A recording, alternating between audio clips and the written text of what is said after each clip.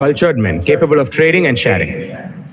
The invention of electricity ushered the human race into an era of progress that forever shifted the human history. But it is the process of non-stop innovation that has made our lives a whole lot better the way it is today. Innovation plays a predominant role in today's business world. After all, innovation has become the lifeline of all business. Who would have thought a couple of decades ago that an international level seminar could be conducted without anyone's physical presence? The space is set for recording further advances that are going to take us a lot further. Wishing you an idyllic morning on behalf of the MC team and welcoming you to this international webinar on innovative practices in commerce and management, jointly organized by Department of Commerce, Kongunadu Arts and Science College, and International Faculty and Students Multi-Research Consortium. When in doubt, pause. When in anger, pause. When stressed, pause. And when in pause, pray. It is true that a prayer that comes from the heart can move mountains. Let's take a moment to pray and invoke the presence of the Almighty among us.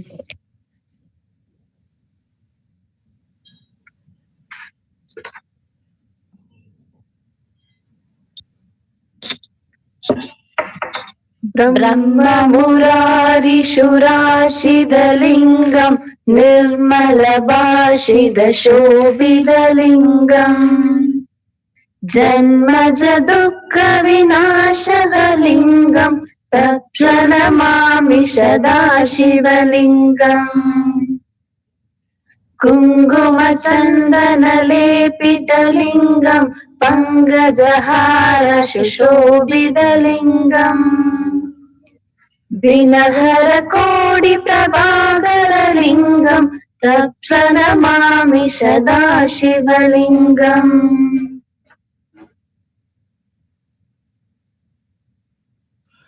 Welcome to those who believe in the power of dreams and those who would like to join us in the exploration of life.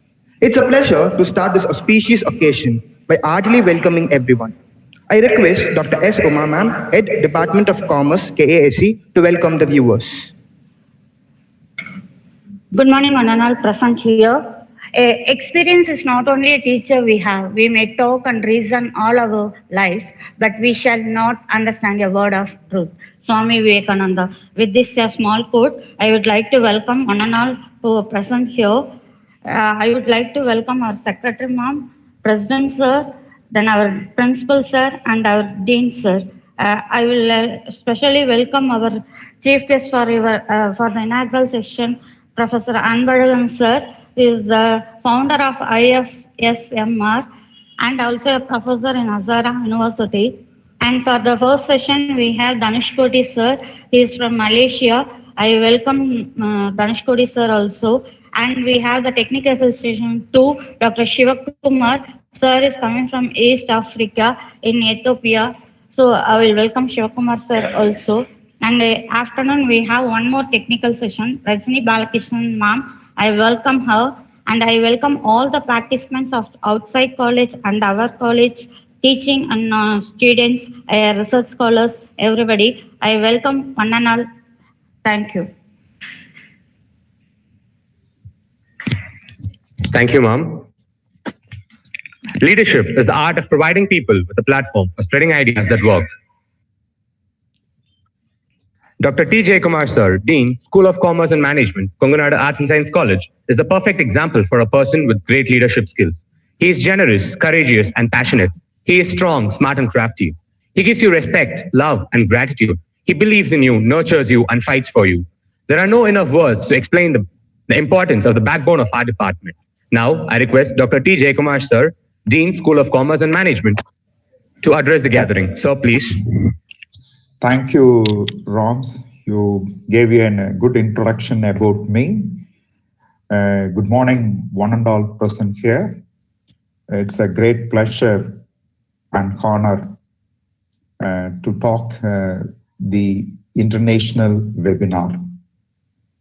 First, respected Secretary Madam and Director of this great institution, Dr. C. A. Vasugi Madam, beloved Principal, Dr. Lakshmanasamy Sir, Dean Academic, Dr. Madan Sir, Administrative Dean, Dr. N. Nagaraj sir, Dean R&D, Balusamy sir, Head of the Department, Dr. Uma Madam, faculty members of Commerce, Commerce CA, and Management, and my dear students. I welcome you all for this international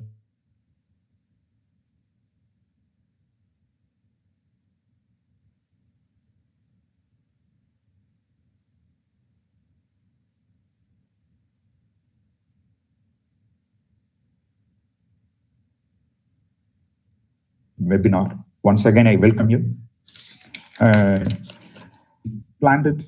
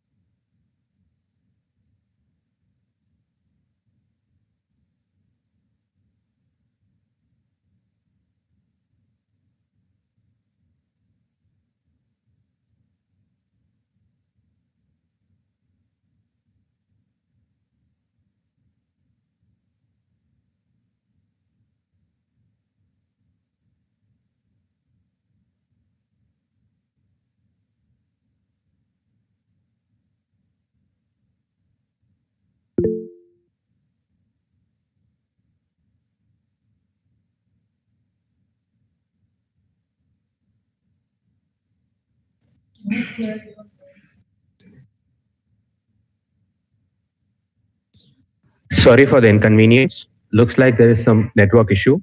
Let's wait for 2 minutes. Is it okay? Is it okay? Is it Yes, sir. audible? Is it audible? Yes, sir. Thank you. Thank you. It's a technical issue. I would like to thank Dr. Anbalakan, International Faculty and Students Multi-Research Consortium. This program has happened because of the help of the Dr. Anbalakan. He has helped me to getting an international faculty members, and also he is keen in developing an interest within us. Thank you so much, sir, Anbalagan sir. And also I'd like to welcome Dhanushkodi sir. Dhanushkodi sir, in this juncture, I would mention one thing. Dhanushkodi sir is my professor in my college days. He is such a wonderful human being, and also he has worked in various institutions, Oman, then Saudi Arabia and Ethiopia. At present, he is in Malaysia, Katain University. And also I welcome you, sir. Today's topic is, when we are discussing about the topic with the Professor Uma, innovative practices in commerce and management.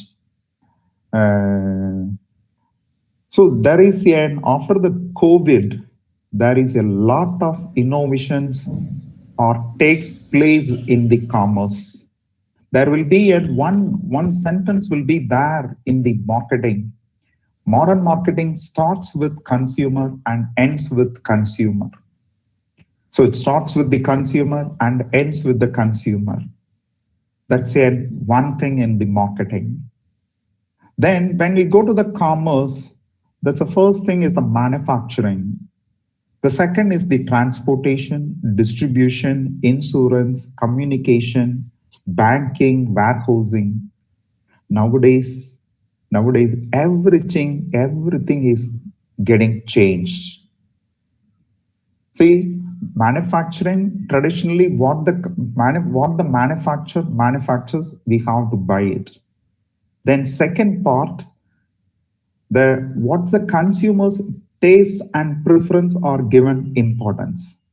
Now, what exactly the consumer wants, based on that, the products are manufactured and delivered. Mode of delivery is different. Previously, we had to go to the shops. Now, not that. You can get it in your home itself. So the shopping has opened within your mobile phone itself. So this has changed the entire manufacturing industry. What the consumer is exactly they are looking for. Then second, transportation. Previously, where our product, we might not know. Now we know exactly where our product is traveling, when it will reach our home, everything we will know that. So the banking industry is previously they will do only in one job. Traditionally, they will lend and borrow and lend. Now it's not like that. They're selling the product. They're doing the business in the mobile itself. Everything within the hand in the sense within the mobile itself, we can do wonders. And also the working culture also gets changed now. Previously, we will sit in an industry, we will work, but now it has changed, work from home. There's a lot of changes took place in the education COVID period. That's an online education. Then medical has gotten a lot of changes. Previously, the consultancy is done by the doctor. We have to go and meet the doctor, then only the consultancy is done. Now we can get a consultancy through getting an appointment with the doctor through the WhatsApp, and the prescriptions are prescribed through the WhatsApp. So there is a lot of changes takes place in the commerce. And also the business model is changing in e-commerce. Previously, the marketing we have studied marketing. Now it's in digital format. Then we are talking about the B2B, B2C, C2C, then C2M. So a lot of innovations takes place in the commerce. So in this juncture, I don't want to take much time. I'll hand over this session to Anbalagan sir. He is the inaugural speaker for this international webinar. With this, I congratulate the Department of Commerce and also next speakers, Dhanushkodi sir, my professor, Dhanushkodi sir, then Sivakumar sir and madam. Welcome the gathering once again. I hand over this session to Anbalagan sir. Thank you so much. Thank you, sir. Thank you, sir. Any great journey begins in the mind of an incredible person as a spark. The actual first step may be little, but it is that little step that created many a progressive change. This webinar is one such step, and to kickstart this event, we have Dr. Anbalagan Chinnaya, Professor and Research Advisor, School of Management and Accounting, College of Business and Economics, Samara University, Ethiopia, who's also the founder, Chairman of IFSMRC. Now, I request Dr. Anbalagan sir to deliver the inaugural address. Sir, please. Okay. Respected President of and Secretary of Kunkunod Arts and Science College, Coimbatore, and Dr. T. Jayakumar, Dean, School of Commerce.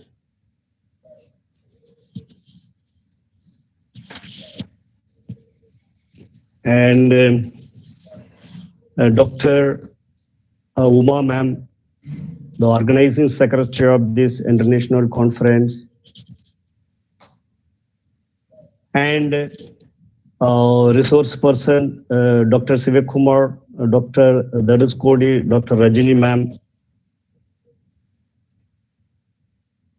And the different college deans of Congo Nord Arts and Science College, organizing committee members of Congo Nord Arts and Science College, students, or those who are involved in organizing committee and helping to in different ways for success of this wonderful conference at the international level. Really, I am very thankful to all of us and very good morning to everyone. And for this conference nowadays, now we are conducting this conference due to the Dr. Uma ma'am, who has taken a lot of steps and different kinds of communications with the different people and resource persons. And with me very frequently, every day, near about 3-4 times, he has communicated with me regarding our conference and resource persons and how we may go for making the different schedule and how we can accommodate everything. She has been taken a lot of steps with the help of and advice of Dr. T. Jayakumar, Dean of Commerce. And really, I am very proud of to connect with our Congo Nord Arts and Science College, which is very popular in South India, and which is providing at international standard education, the research, industrial visits, providing the different kinds of effective students with IQ. So really, I am very happy to adapt and connect with our Congo Nord Arts and Science College. And before starting these sessions, in this inaugural address, I would like to talk about something about Ethiopia, because I am working first 9 years in Ethiopia, and most of the people are not aware about Ethiopia, which is in the top of the African countries. And I think already the Dr. Jayakumar has been introduced, Dr. Dhanusha also has been working here, and really very happy to see Dr. Dhanush Kodi sir. And really, this is the wonderful conference, and which will be focusing the different, what I can say, the different sub-theme under that commerce and management. So innovations on commerce and management. When you compare with the different countries, India is always doubling or developing or growing up in the different ways for marketing or supply chains or whatever it may be, which are related with the commerce and management. So we are coming to in Ethiopia. Ethiopia, everybody should know, some of the people should know that the Ethiopia called as Abyssinia, like India, Bharat, like that. It is called Abyssinia. It's after that it has been changed Ethiopia. So why? Because it is the population is more or less equivalent to the whole Ethiopian population is equivalent to just for our Tamil Nadu populations, but land-wise is more. But it is, since it is a small populations, first 20 to after 20 years or 18 years to 20 years, they have been developing some more the industrial activities, educations, the higher educations, and somewhat industrial and international business tie-up. So before that, they didn't take that much innovative or that much the interest to tie up with other countries. So because of there were no technology, there were no that much development of Ethiopia. So why? Because it is 1980 before Christ, the Ethiopia has been created and constructed by empire. So after that, slowly it has been developed and growing up slowly, and now it is one of the country which is under the developing country. Ethiopia is tying up with Ethiopia, India, China, Turkey, America, Italy, Germany, the different kinds, the different product, the different items export and import, and which will be helpful for the people generations or people or development or humanities and whatever it may be, it is in the different junctions and which will be developing their background nowadays. So the Prime Minister Dr. Abiy Ahmed, who is very strong person in the decision making and who is having the majority of the population's background, and is making the different business innovations, the business, especially for the foreign direct investment, is going to make up the innovations. So innovation and technological and technology based, digital marketing, in different marketing, a different innovative development, and which will be taken by Dr. Abiy Ahmed as a Prime Minister of Ethiopia nowadays. So I came to here 2011-12 at the time of that in Ethiopia. When I landed here in Addis Ababa, which is the headquarters of Ethiopia, really I was surprised because of in city side there were no three-wheelers, two-wheelers, only the four-wheelers like taxis. So when you're going to compare with our Indian, even the headquarters like Chennai, it is very small city, but they are controlling, they are regulating in the perfect manners. There were even the auto rickshaws or three-wheelers are available, and which will be allowed nearby the certain limit of this city. So why? Because they wanted to develop the cities, they wanted to develop their the background of the cities and grid on somewhat the development of the city. So they don't want the allow that three-wheelers or two-wheelers inside because of there may be a pollution. So maybe the city may be affected. So because of when we go for the background of the commerce, or when you go for the background of the economical and financial background of Ethiopia, definitely I didn't see that much tremendous development within 10 years in Ethiopia. When the Manmohan Singh came on 2012 here for sponsoring somewhat a railway track construction in Ethiopia, we people were visited and we people were organized a committee and we went and we can celebrate the day. At the time of that, Dr.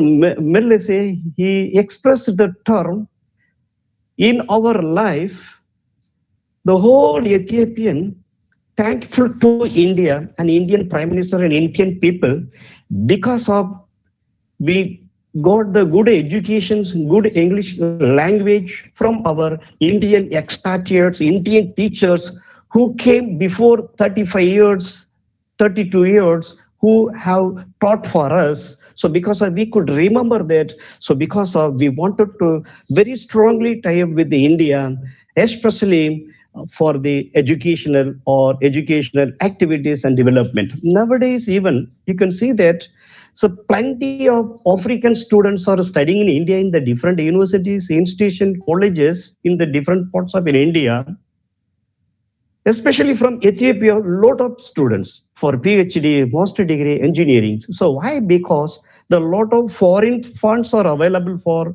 the expatriates. That means the foreign students. They have been utilized properly, and as well as the Mahatma Gandhi had been focused on Ethiopia on the earlier stage. When Mahatma Gandhi have been visited, I think that Ethiopia, they are very humble, very affinity with the Mahatma Gandhi. So because wherever go in Ethiopia, most of the cities, there were the Mahatma Gandhi Road, Mahatma Gandhi Hospital. So why? Because that much the people are affinity and affected with the Indians. Still, wherever go, they will give the more respect to Indian teacher, Indian professor, Indian product, Indian cloth, Indian culture, all A to Z, they are enjoying here. And when they are looking some movies, when they are watching the movie through TV, they are celebrating Indian peoples. So why? Because I'm saying that when you are going to focus economically or financially, so just 20 years, just after 20 years only, we have been developed, we have been proposed, and we have been could see the development. So why? Because that much the people are dedicating here in Ethiopia. So when you are coming to India, India still, as we know that how we are in that economical position and GDP before, after the pandemic, the COVID-19, how we have been affected a lot after COVID-19, and before how it was our economical or GDP and growthness of the economical position. And when you are going to compare with other countries, somewhat we are going down. So because of it is also one of the reason is COVID-19, and also nowadays you can see that when you are coming to the employment they are providing here in Ethiopia, they are 100% they are providing employment for the educated, young and dynamic people. Take for example here in Ethiopia, but we are working because a lot of populations, a very big countries, culture-wise, different religions, different languages, different politics, and different political structure they are having in India. So totally different from other countries. Even though they are focusing that much for employment purpose as well as educations. They are focusing the two major part, and which will be providing the lot of economical background, which will be providing the lot of the development, the investment, and especially for the academic and as well as education, as well as different industries or tie up with the different countries. So when you come to the culture wise, the most probably South India as well as East Africa, Northeast Africa, more or less we are very similar with all the activities. So why? Because earlier, before that, the I think there will be the history of India. There is a Professor Richard has done the wonderful research. There were the previous before many years back when the Kumari Kandam, Kumari Kandam, that Kumari Kandam, at the time of that, the Kumari continent, at the time of that, we have been connected, we have been as a one continent. East Africa as well as South India. Now we have been divided into seven continent. That is totally different. And whatever it may be, based on the geographical locations and the Red Sea and the Indian Ocean, which has been developed naturally, we have been developed means everything has been changed. So why? Because the people are very eager to attach with Indian people. So because they are very humble, they are very helping tendency. So because they are always connected with the Indian people, wherever go, they are using to call professor, doctor, teacher. That's all. They only the three words. So when you're coming to the student side, so because I wanted to tell more information about Ethiopia, you can see near about here, Vice Chancellor, we are saying here is a Vice Chancellor means in Ethiopia, Vice President. In India, Chancellor means president here in Ethiopia. You know that the president age is maximum 30, 35, near about that. Vice President, Dr. Abdurrahman, his age maximum 28, 30 like that. My head of the department age is maximum 23, 24. My dean age is maximum 26, 27. They are not getting even marriage. Why? Because I am saying that in India, we are expecting the age, not for the knowledge. We are expecting the external look, not for the internal look.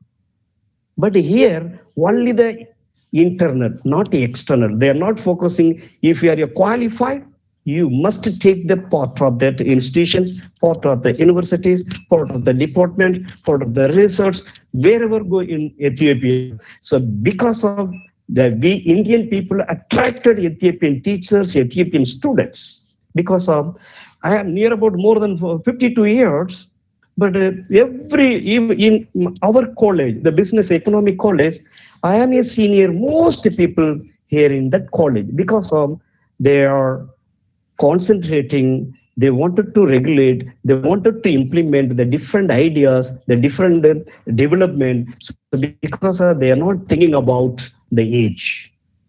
If they are a basic qualification, if you are completed PhD, if you are having the good knowledge, you will be adapted with any institution, any universities. Only the government universities are more here, more than 53 universities. There is no private colleges, maybe 1 or 2 colleges are there, but maximum the government. So the same like in India, when you are going to think about the educations, all the responsibility by the teachers.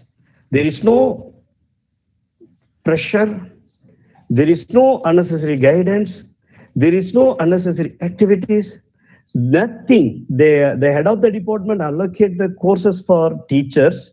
The teacher will handle the classes whenever they feel.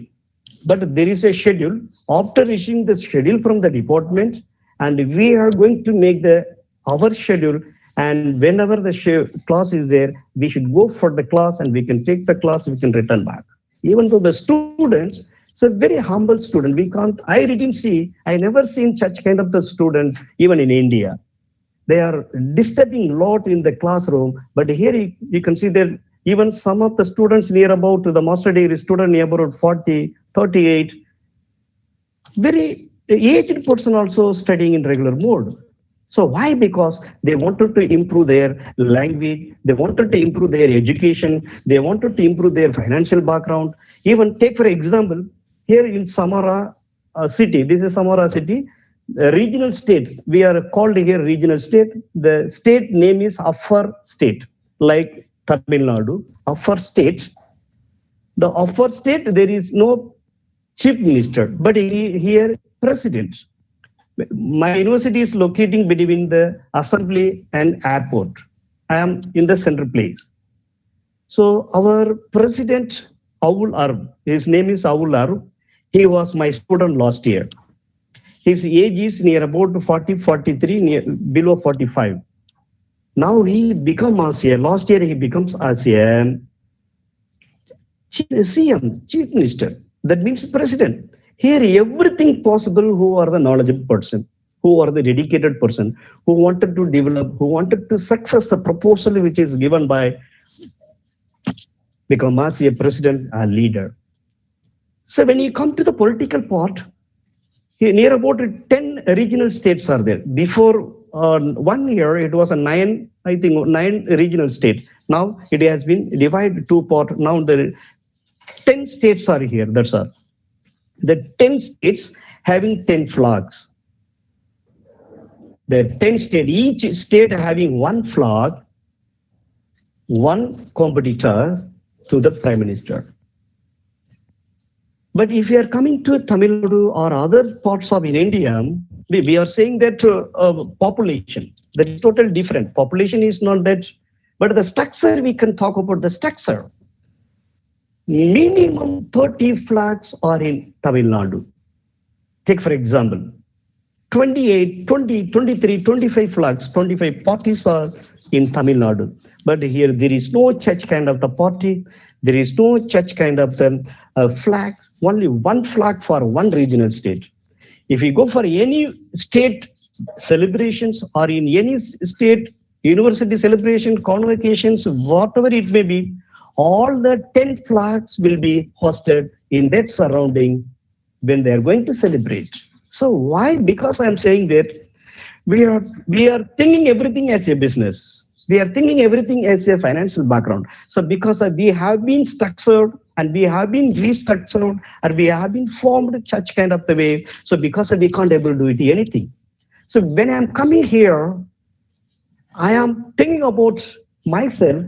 Oh, I have like that. So really, I can't able to adjust. So because of the mentality have been changed when I'm looking, when I'm watching, when I'm talking, when I'm meeting, when I'm hacking. Even the culture-wise, you can see that we are saying that women are God in India. Everywhere, every state throughout the world, women are God. But there is no respect to women. So lot of murder, lot of rapping. We invited one day our ambassador to our university for celebration. One director raised up the question in that conference, in that meeting, what is mean by rapping? In India, it is happening very frequently. We are watching through BBC News. What is meaning of that? At the time, S.V. Sharma was there. And he has been managed somewhat. That is totally because of due to the population, we could not able to control like that because of his duty. He knows what is the reality, but he has to do like that. So because of there is no alternative. As an officer, as an ambassador, he must be managed, but whatever it may be. So here, when the husband is coming from outside, wife is hacking. Salam na, the local word. Salam na, indet na, peace na, through na, ullum salam na, sira through na. That means, how are you? How is feeling? Your work is good? Do you have any problem? Please, you can sit. Even same like that, the husband is come early, wife is coming from the job or outside, he is hacking like that. So why? Because that much they are respecting the women. Oh, I really am surprised. If you want, you can ask with even Dhanush Kodishwar and Dr. Sivakumar. Everybody, both are near about 15 years they are working here. So why? Because I'm asking, I'm saying this kind of the information for us, especially for our young and dynamic students, not for our teachers, because already we reached. We can't able to follow anything hereafter. Because of the young generation must be followed the dynamic way. We must follow that. How we can respect the women how respect to the man, the boy how we can respect the girl. That is most important. Nowadays, we are the number one in the world in the rapping and murder. It is a survey. I am not saying anything. Everybody should know that. Every day, the different places, the different states, there is a murder. There is a rapping. So I don't know. Here, everybody very casually, even student, whether you are trust or not, that is different. And I am expressing in the 9th year experience in Ethiopia. Next in the university campus, the first is a ladies hostel, second is that adjoining building, the boy hostel. Even I tried, when I come to here, I tried to sit in the class like India, because of that the exposure was there at the very beginning, 11, 12. I separated the girls one side, boys another side. They are confusing. Why? What, professor? What happened with you? Why you are doing like this? No, this is an Indian structure. This is good for studying in the class, learning in the proper way. So because I am doing like that. No, it is not comfortable for us. They said that very frankly. Then next class, they have been rearranged as usual. So why? Because I'm saying that totally there is no difference between boy and girl. When we are going to think about boy and girl, there is nothing will happen like rapping and murder. In India, we are not ready to shake hand with one boy to one girl and one girl to another boy. So why? Because when you are going to touch with the boy, they are going up. When they are going to touch their finger, they are going up in different thinking, different mood. That has happened in Indian structure. So because after near about the 10 years experience, I'm talking about that. So because of the different structure, the different, we have to restructure ourselves first. We don't need to restructure the country. We have to restructure an individual. Already I structured how we can respect. I am teaching to my child. So because of, we need to focus in the right way and right track how the students should follow, how students should go in the right track and how they have to develop their life. So because of this is the right time to say, this is I know that the Konkanad Arts and Science, the Women College, is very popular college. I know that. So because why? Because I'm saying that this is the right time, right place to talk something about the international exposures. I know that you know that what is the structure in India, but most of the students, most of the teachers, even for me before coming here, I don't know what is this. Even my wife didn't allow to come here. Don't go to Africa. Don't go to Ethiopia. I don't know. You don't know. The people are this is that is many negative things have been focused. But even my advisor, my professor also, why you are going to their Anbanagan? They asked me that. But even though I refused, no, sir, I wanted to know the different idea, different structure, different informations, different people. So let us see that. When I come here, I am having somewhat shy when I'm looking at people because I am very black. That people more brightness than me. Through that, the books, they're giving the wrong informations. One or two places may be like that, but in the book, they are saying they're dark continent. You can see even in India also, even take for example, Pudukkottai, that south area, they are doing that, the dry area. The politician focusing, they are receiving the fund, still under the dry area. Same like that, here also, they focus on the dark country, continent, nothing dark. We are the darkness nowadays.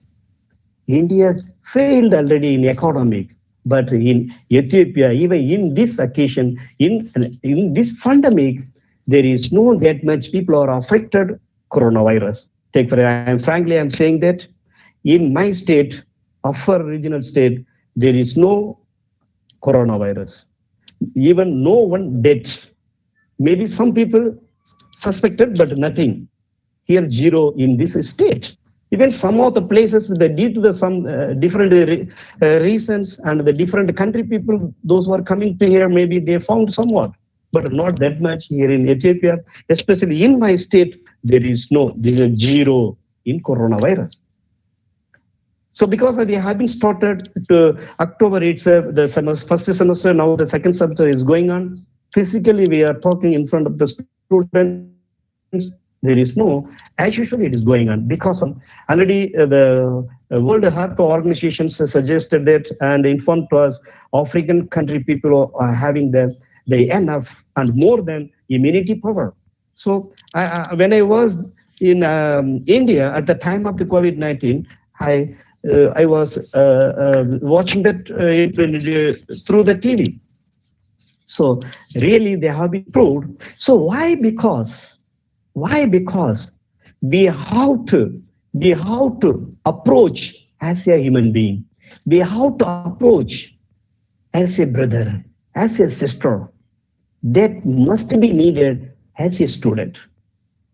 So because of the International Faculty and Student Multi-Research Consortium, we have been started 2012, but registered in 2014. When I was working in KL University, Andhra Pradesh, Vijayawada, the student gave the idea for me.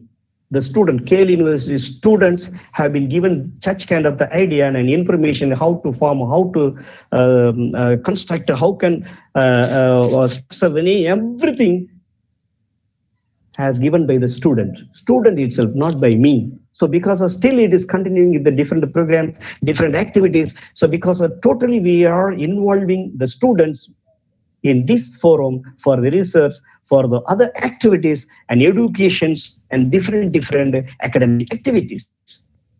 Academic, our teacher, our Uma teacher will teach you. Dr. Jaykumar sir will teach you. But who will teach you the ethics? When the students are coming to the class, the teacher wanted to focus a subject. When the students coming to the class, the student wanted to learn the subject. When the teachers are going to start any ethical, any advice, nowadays the students are not ready to receive the informations or ethical informations and which will be shape our life. Definitely, without the ethical, we can't able to perfect in our life. Everybody, we should know that each and every human being should know that subject. No need of a teacher nowadays. Simply we can download. Everybody having the world in the hands through the mobile. They are searching. It is over. So nowadays, what is the meaning of that? Nowadays, the world has been reversed. So what is the meaning of that? We have to teach ethical to that student. Because subject with us in our hand, through the mobile, through the laptop, through the computer, we can read from the internet. But you have to teach ethical, that is the meanings, they indirectly, they are saying like that. So because of wherever go, we are having a lot of materials, the millions of informations which are related with the concerned title, but no one ready to talk about you and your life, no one ready to shape your life, no one restructure your life, no one bother about your life, including me, including the teachers. So because of the world structure is going to reorganized, restructure, the mentality of the people, mentality of the human being is going reversed. So because of the student must be taken carefully how we can proceed our life, not only the education also, but how we can go for that. The each and every teachers, each and every parents, including me, we have to teach to the women, that means girl baby, how we can talk, how we can behave to the boy. The same way, the boy, how should behave, how to approach, that is the responsibility of the teachers, that is the responsibility of the parents. If the students are doing the mistake, that is punishment must be given to the parents. Student will do the mistake up to 12th grade, 12th standard, punishment must be given to the parents. If that structure, if that act, that norms will be implemented, nothing will happen. So after the college, after the master degree, everybody should be realized their life, their own life, how we may go for the further development, economical, financial. So a lot of crises are there and they have to work towards that. They are not doing anything. Up to 12th standard, up to 12th grade, we must be taken care about the students, both the teacher as well as the parents. Otherwise, we can't able to reshape the student and we can't able to save the student nowadays in the world. Every minute, please, you can look at the newspaper, please, you can watch the TV. Every minute, there is a rapping in the different parts. Okay, if your rapping is over, okay, if that is, we can, okay, you are murder, you are killing, and what is the meaning of it? The boy. What is the meaning of it? Even the Women's Day happened. In that Women's Day, the International Women's Day, it has happened some of the places. So who will do? I am doing. I am doing like that against with the girl baby. So where we are going? Economic, leave it the economic. Economic, we are coming down zero. Everybody should know that. That is, we don't bother about the economic. Each and every human people, each and every people, we have to work and we can earn for our life survival. That's different. So how we can save your life as a person, as a humanities, as a human being, as a person, as a teacher, as a student, as a human being, how we can behave your friends. So because of, please, in this international conference, in this international juncture, so most of the people here, about 140-45 students and teachers, we have been connected well, and we are sharing each other our informations, our data, our idea. So because we have been planned such kind of the wonderful international conference jointly with our Konkanadu Arts and Science College through Dr. Uma ma'am. Really, I am very much thankful to each and everyone, those who are connected in this juncture at the international level conference, especially for Dr. Uma ma'am, as well as Dr. T. Jacob.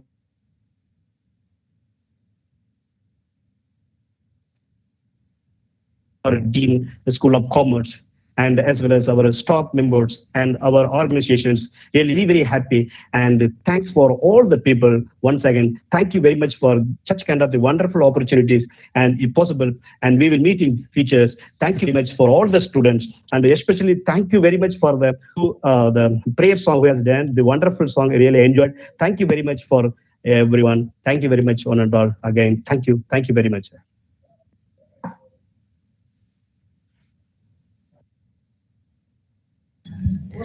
Thank you, sir. Gratitude, the simplest of expressions, yet the most profound. Expressing this noble expression not just for herself, but also on behalf of all of us here. We have Dr. S. Amuda ma'am, Department of Commerce, to propose the oath of thanks. Ma'am, please. Good morning.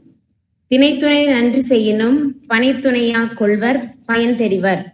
To the discerning, even millet of aid is as big as a palm tree. I would like to express my sincere gratitude to our most respected Secretary and Director, Dr. C.A. Vasiki Madam, and management for their support and encouragement.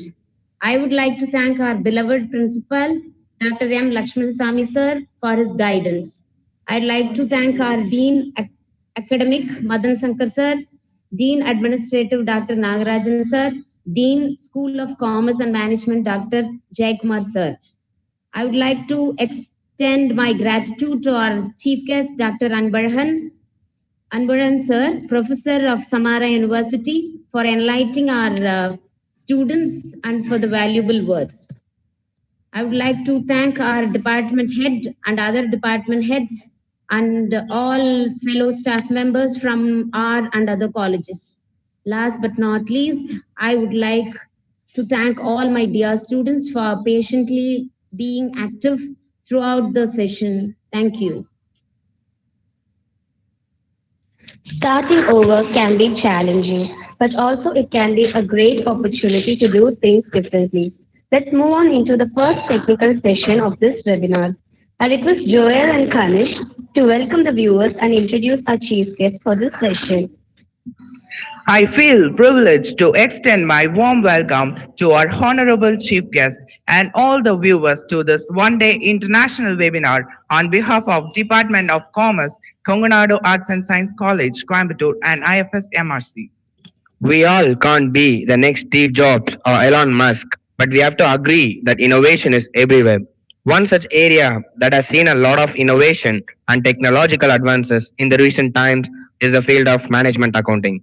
Without further ado, let's move on into the first technical session. A postgraduate program coordinator, Department of Accounting, Faculty of Business and Humanities in Curtin University, Malaysia. Dr. Dhanushkodi Rangasamy Sir had received professional certificates like Certificate of Internal Auditor, Zero Defect Consultants, QA Consultancy in India on November 2008. Sir has been a part of the faculty team in more than 8 colleges, including Curtin University, Malaysia, and Christ University, Bangalore. He had also made a crucial role in the editorial activity and also as a journal reviewer. Sir was a member of Academic Society Committee in Malaysian Economic Association from the calendar year of 2014-15. Sir had published 4 journal articles of both national and international, 3 book chapters, and 2 online journals. He had also published 6 industry newsletter reports and 17 conference papers in India and Malaysia for 12 years. Now, I request our chief guest, Dr. Dhanushkodi Sir, to enlighten us on the innovations on management accounting. So please.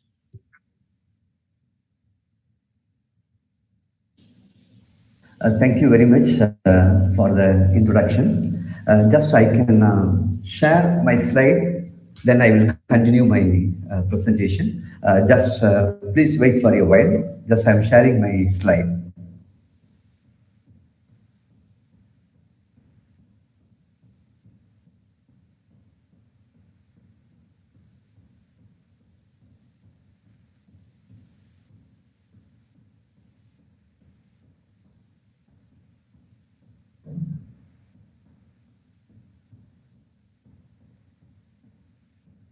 Can you see the slide?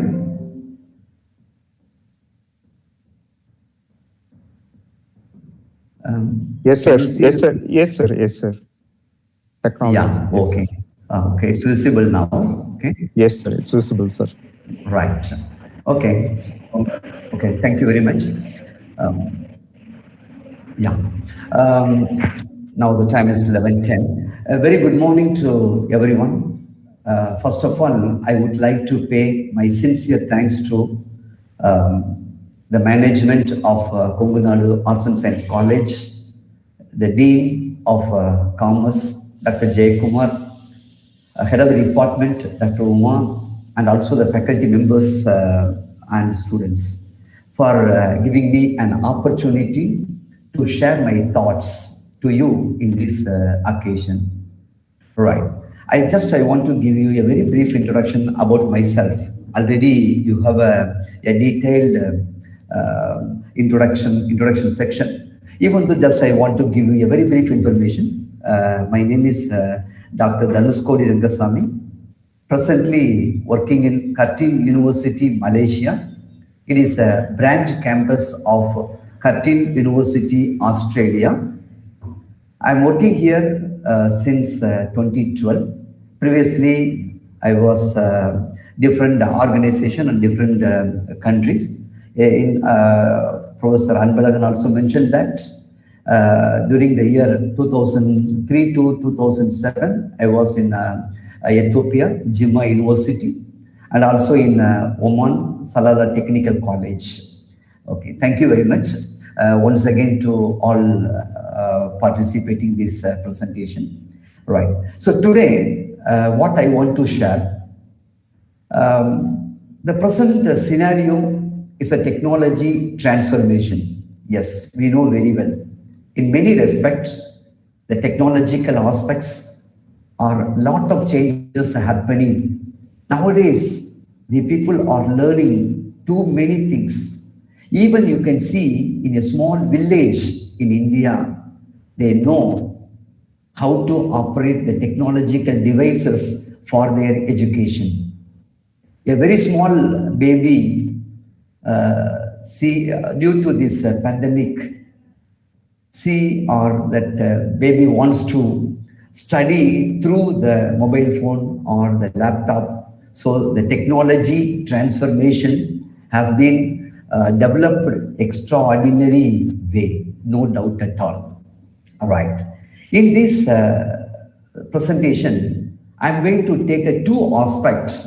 One is innovations in management accounting, and another aspect, technology transformation.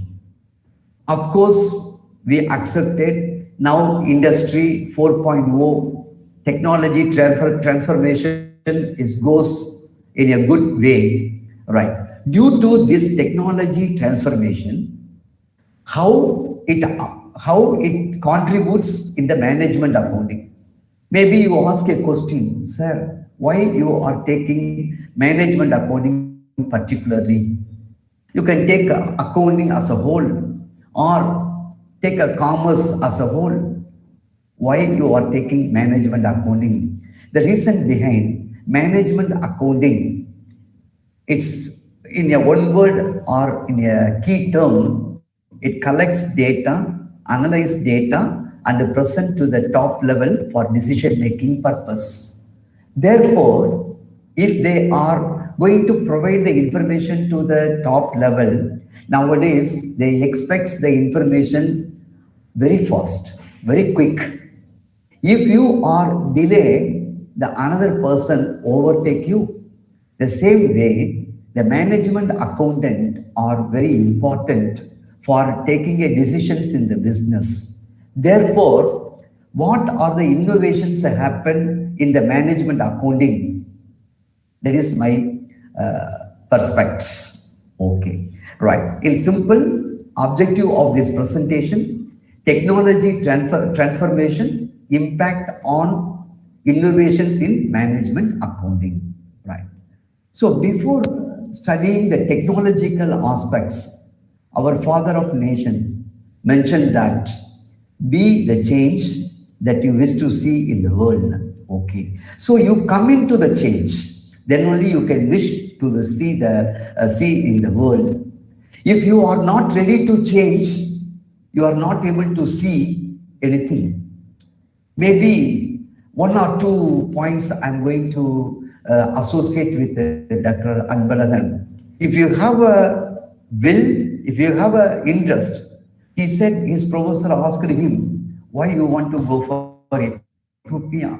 He said, I want to see different culture, different scenario, educational system. Yes, there is a change, changing mentality that is required for the purpose of to achieve your wish.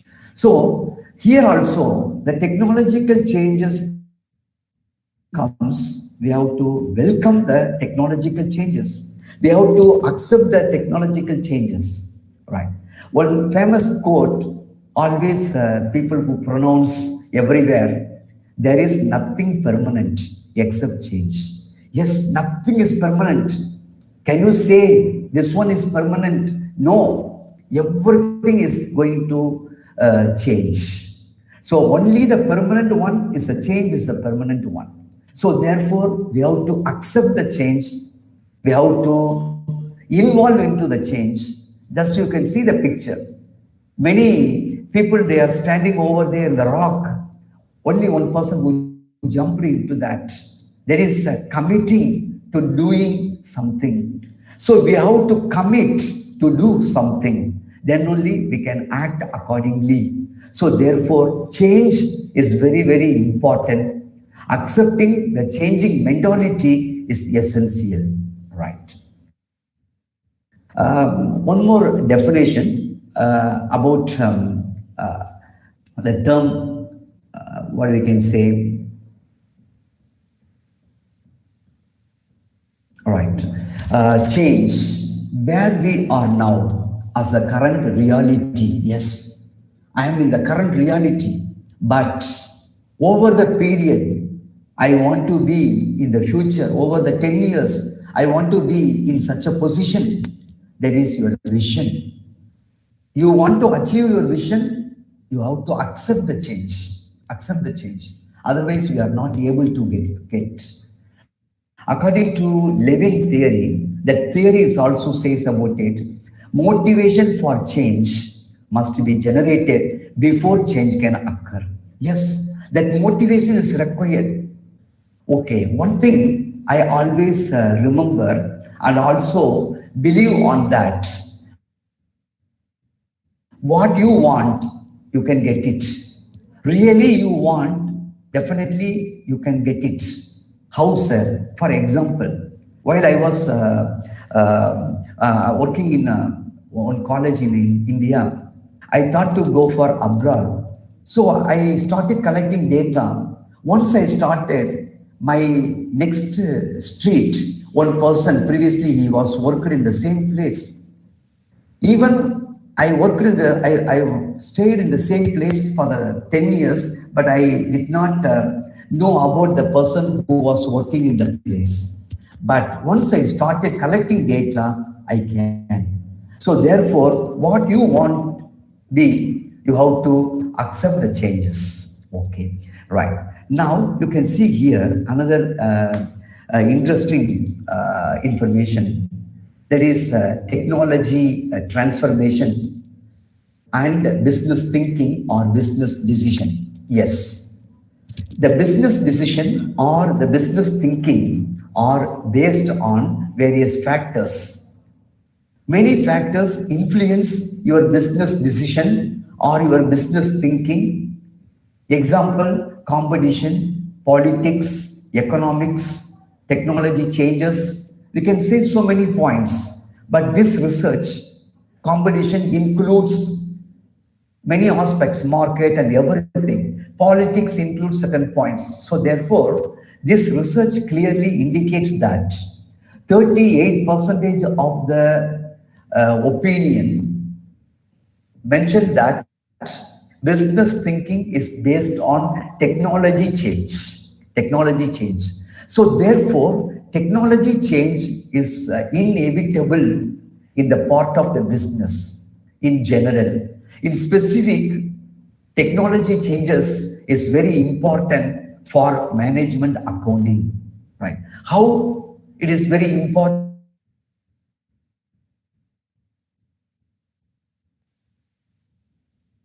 for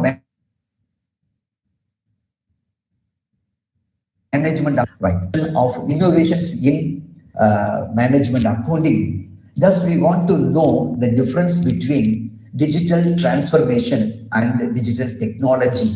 Yes, most of the time we are confused, and also we are getting difference of opinion about these two terminologies, digital transformation and digital technology. Digital transformation is a wide term. It includes digital technology. It includes digital technology.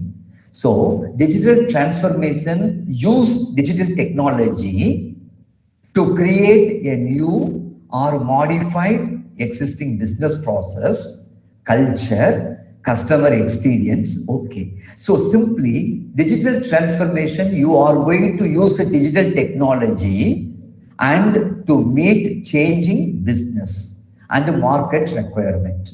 You are going to change your business. You are going to provide according to the market requirement. That is called digital transformation. Okay. So what about digital technology? Yes. Digital technology, otherwise technology transformation. Yes, my topic is also technology transformation. All right. It is necessary to know the meaning of the term technology transformation. All right. Technology transformation encompassing end user device. Yes. Technology transformation or end user device. For example, this device, it's with customer. The device, it's with employee. The device, it is with management accountant. So therefore, the device, it is end user's device. Okay. What is that? Local and wide area networks. Yes, how we are contacting wide area networks, cloud apps and services, data analytics, Internet of Things, and much more. Examples for technology transformation. Later, we are going to see the technology transformation. What are the technology transformations? Right. In simple, technology transformation change the way of business operates. Okay, instead of changing the business, you are going to change the way of your business operate. So change the way of business operate is called technology transformation. Okay, now I am going to provide you what are the technology transformations, examples of technology transformations. Each transformation, how it is connected to or how it's provide innovations in management accounting. We are going to see now. Okay, right. The next slide indicates one of the important information. That is the study conducted by Charles in October 2020. October 2020. During the pandemic lockdown in March 2020, different sectors, they started using technology transformation. See here, According to the list, the health department, they used the technology 69%. Next to health department, education department, they used 66.2% of technology resources. Followed with various sectors, finance, sales, IT, they also used the technological devices. So why I show this one, technological devices or technology transformation, it is inevitable. You are not able to escape from the technology. If you say, sir, I don't want to make use of the technology, you are out of box. You are going to be out of the society. I can share one personal experience. One of my close friend working in the university, he used the normal mobile phone. Maybe few of them are not supporting my concept. But anyway, it is a reality. He always used a very normal phone. I asked him, nowadays the technology developed, so you can go for a smartphone because you can meet the students. Nowadays you can see in our university, we are creating a WhatsApp group for each class, each subject. So it's very easy for us to interact through the WhatsApp chat or WhatsApp calls. And also, so why I want to tell you, I suggested him to buy, but he denied. Now what happened during the pandemic period, actually he required. Do you know one thing? Lot of technological devices sold out during the time of the pandemic because technology is inevitable. It is very important for our day-to-day life. Yes. Okay. Later, I'm going to connect this technological transformation, how it affects the management accounting or how it provides a positive information to the management accounting. We are going to see, right? Management accounting. What is management accounting? Right. Already I told you why I selected management accounting. The reason behind the business decision is based on the management accounting concepts. Okay. In simple, management accounting, it's a provision of financial data. The complete financial data are analyzed, interpreted, and then the management accountant advised to a company for use in the organization and development of its business. Okay. This data is going to use for the purpose of decision making of the business, to make use of the resources effectively. Therefore, management accounting is very important. Management accounting is very important. All other accounting, we know, cost accounting, financial accounting. So all other accounts also make use of the technological devices, but very specifically management accounting associated with decision making. Therefore, we have selected management accounting for the discussion part. Okay, right. The next slide, just you can see, management accounting and technology transformation. Okay, right. Technology transformation, it's happening everywhere, every time it's happening. Please, you can Google it later on. Technology transformation, industry 1.0, industry 2.0, 3.0, now 4.0. You can see what are the technology come into the workplace. We know. Okay, that the technology transformation and management accounting, what is the link? That is the thing we are going to see now. Due to rapidly changing, highly competitive environment. Yes, nowadays it's a very competitive environment, competitive scenario. You have to compete with each other. I always share my personal story to the students. Why the competitive environment is very important. When I joined the first college where your dean, Dr. Jayakumar, as a student, over there, I joined as a lecturer. On the same day, another one person also joined as a lecturer. Both of them joined. Our qualification also same at the time, both of them MPhil qualification.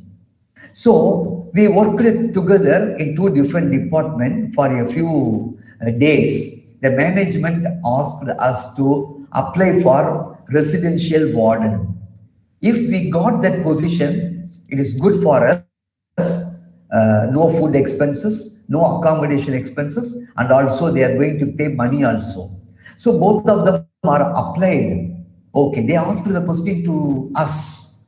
We got the same marks in all respect, educational qualification, age, everything same. Okay, then the management asked one question. Who is having the experience of stayed in the hostel while you are studying? I did my undergraduate, master, postgraduate, MPhil, everything in the hostel. So I said, yes, I had experience. So they recruited me. Here, it is not a very big qualification. What, sir? Staying in the hostel is a qualification? No, but it's a competitive advantage. Competitive advantage. In future, you people are going to attend the interview. Who sitting next to you in your classroom is a competitor during the job, survival. So he is going to compete with you. How you are going to differentiate from your friend? How you are going to differentiate? Don't discourage. See, simply we can say, how I draw a big lion. They say you can erase the other people's line. Then your line become a big one, taller one. No. What I want to tell you, you try to improve yourself. It's a competitive advantage. You can study one diploma course. You can study some software. Maybe it's going to help you at the time of interview or something on that. Okay, it's a different story. Right. Nowadays, it's a competitive environment. Modern organizations are becoming more complex. Yes, the smart work is important. Hard work essential. On the same time, the smart work is important. You may hear the story of one story. It's a very old story. Only okay, you may have experienced in your school days. A king paid more salary to one particular minister. The other ministers jealous to him. The other minister asked the king, why you are giving more money to him? The king immediately said, okay, called one minister. That time, that another minister who is called Tenali Rama, maybe you heard about it. He was not around. He called another minister. See, on the road, one bullock cart is going. Go and ask what they are carrying. This minister ran away and asked the bullock cart person. He said, rice carrying a rice. Then he come to the king and he said, the bullock cart person carrying rice. The king asked another question, how many kilograms they are carrying? The minister ran away and come back and he said such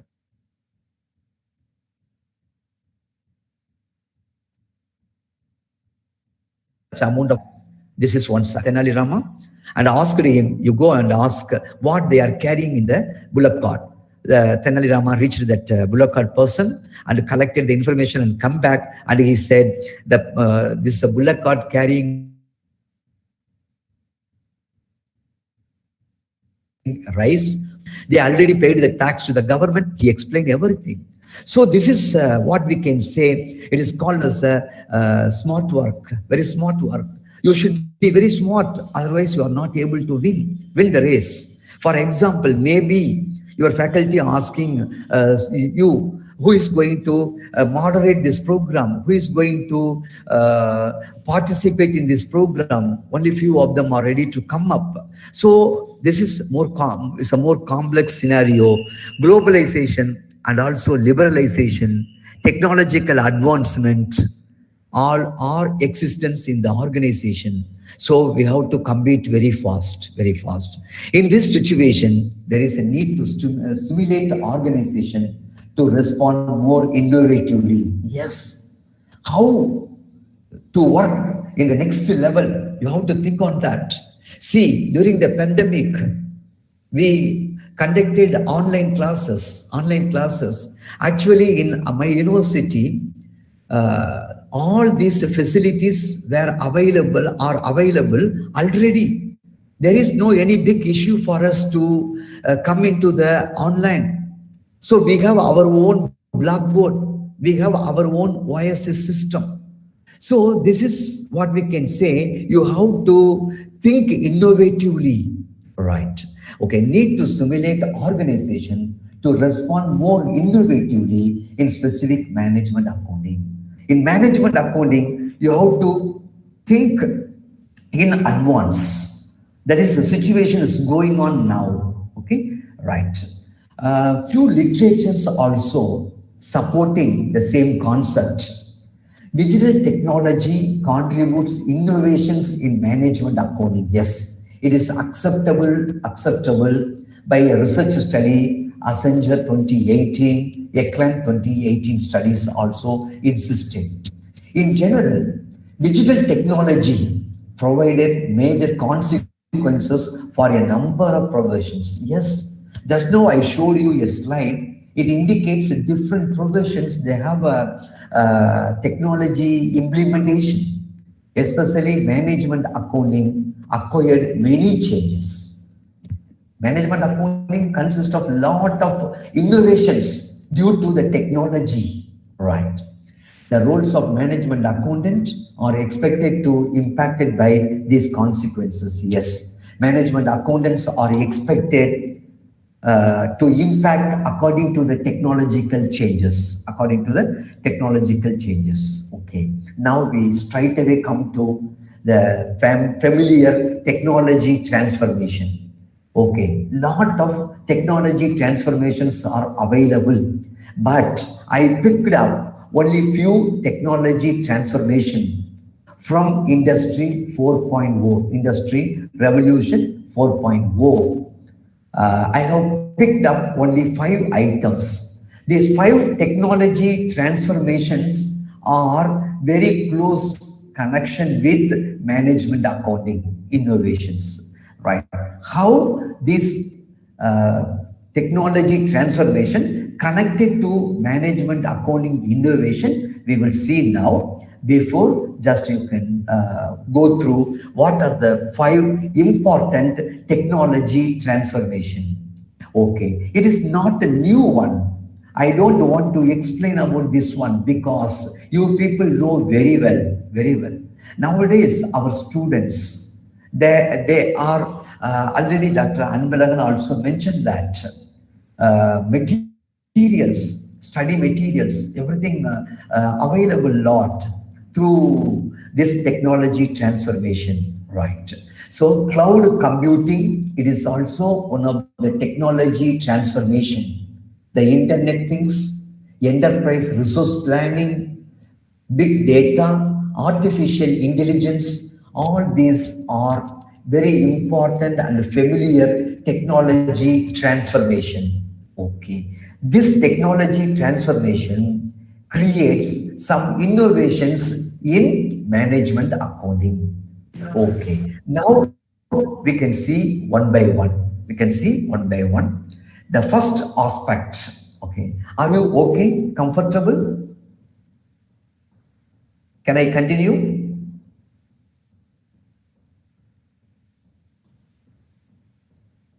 Dr. Jayakumar?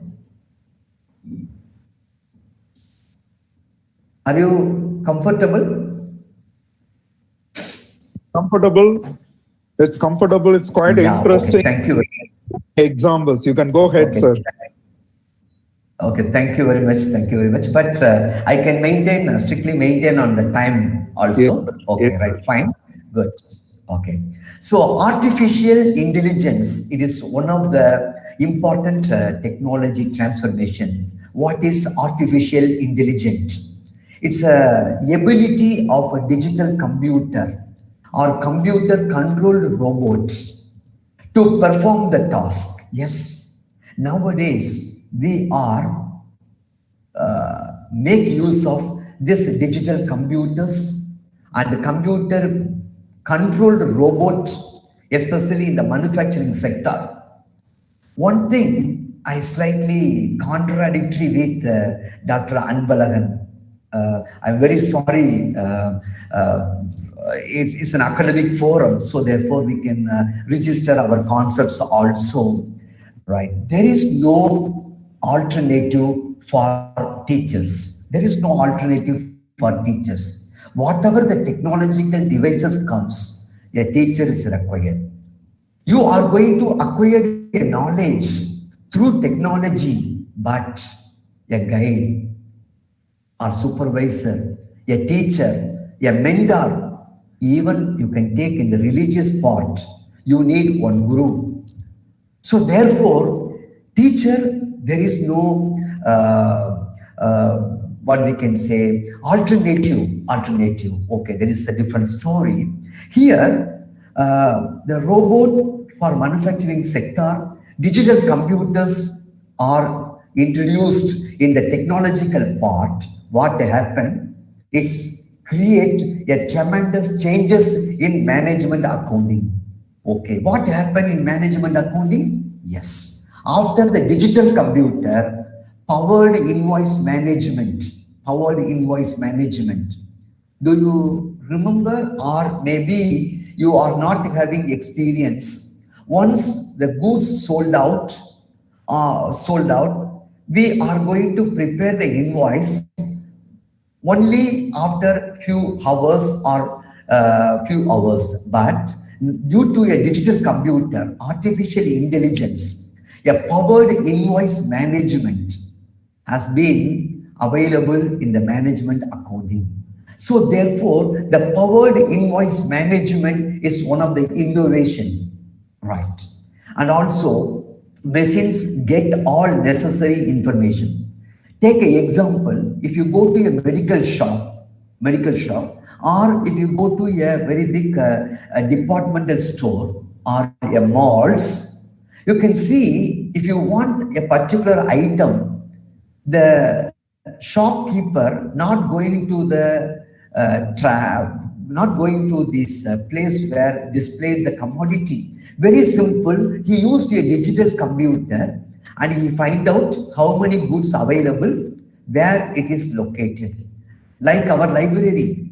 So the suppliers detail, tax information, credit stores, everything is at fingertips because of digital computer, right? Digitalization of audit process. Yes, now we have an audit process through digitalization. Here again, I want to add my own experience. Maybe this experience very helpful for the students for their future development or future career development. What is that? Nowadays, that all documents are in the soft copy. In my organization, they are conducting audit of my postgraduate program. They asked me, Dhanush, you don't provide any document physical copy. You can provide all soft copy, digital copy. So I submitted a digital files, digital evidences, they verified, they cross-checked, audit over, only because of the digital computer. So artificial intelligence in the innovation is digital files. Maybe a question arises in your mind, digital files, audit process, how it's connected to the management accounting. All these things are the partial part of management accounting, because management accountant compile all this data and provide to the management for decision making. All right, review and approve expense to ensure compliance with the policy, right? So nowadays, no need digital signature, digital approval. For example, the head of the department, Dr. Uma, wants to get the approval for this webinar program. She has to prepare everything in the digital file and forward to to the dean. So what happened? He is going to Dr. Jayakumar going to go through the digital file and sign it. So the decision is over. Decision is over. It's very simple. So technology transformation very helpful, especially in the artificial intelligence point of view, right? Then we can go for the next technology transformation. There is a big data. It's a big data. Do you know nowadays it's a very big market for big data. Most of the time, what we are doing, for example, if you are purchasing anything from your shop, they are asking your email. Immediately, we are providing our email. If any competition contest, immediately we are providing our email. So it's a data. It's a big data nowadays, right? So big data is a technology transformation. What is the big data? The big data are structured or unstructured data. Structured means formally you received the data and formally you stored the data. Unstructured data, it's an informal. Without any prior permission, we make use of those data, right? Nearly 90% of the data are unstructured. Okay, whatever, there is a big data. That big data includes email message, social media postings, blogs, tweets, Facebook, phone calls, website, traffic, and video streams are the examples for big data. Big data. Now, I come to management accounting. Management accounting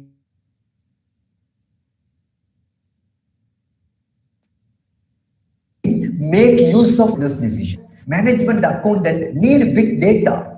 Technology transformation is required, right? How? Understand, transform, analyze the data. Yes, this data are unstructured data.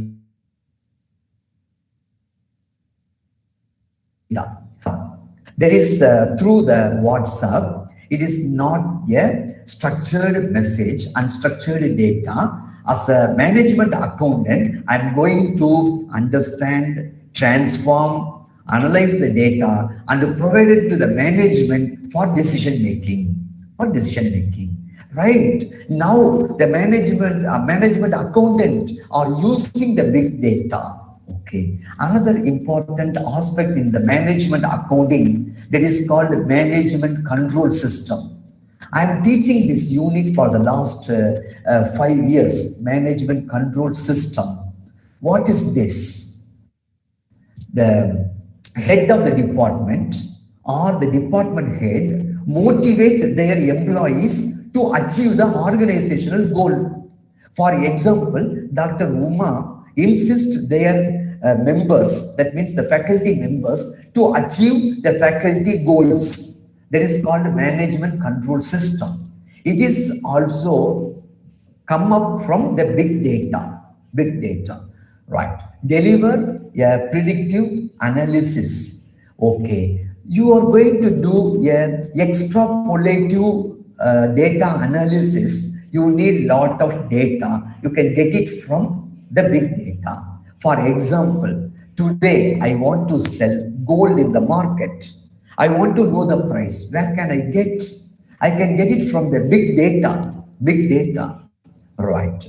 Leverage any computational technique and generate information from data to make a huge data sets useful for decision making, right? So the computational technique that generates information. How? Only because of the big data. All right. Further, we can go for the next technology transformation, enterprise resource planning. Most of the people, you know very well, ERP. This is also Industrial Revolution 4.0, one of the components. Enterprise resource planning. What is this? Enterprise resource planning. All data are available to all personnel throughout the organization at any time. Okay. So not for a proud purpose, just I want to share the thoughts to you. In my university, every lecturer having a computer, it is interconnected with university data. So anytime I can retrieve any data about my university. For example, suppose very simple we can take attendance. Okay, attendance, I'm going to provide a link to my lecturers. The lecturers go into that link and upload the attendance of their class. So this link available to all the people, that is called enterprise resource planning. All the people available, all data at any time. These software packages can be customized. If you want, you can customize. For example, again, I want to share. When I was working in Christ University, Bangalore, they were purchased one software, ERP software. What is that? Attendance. So it generates all the names of the student.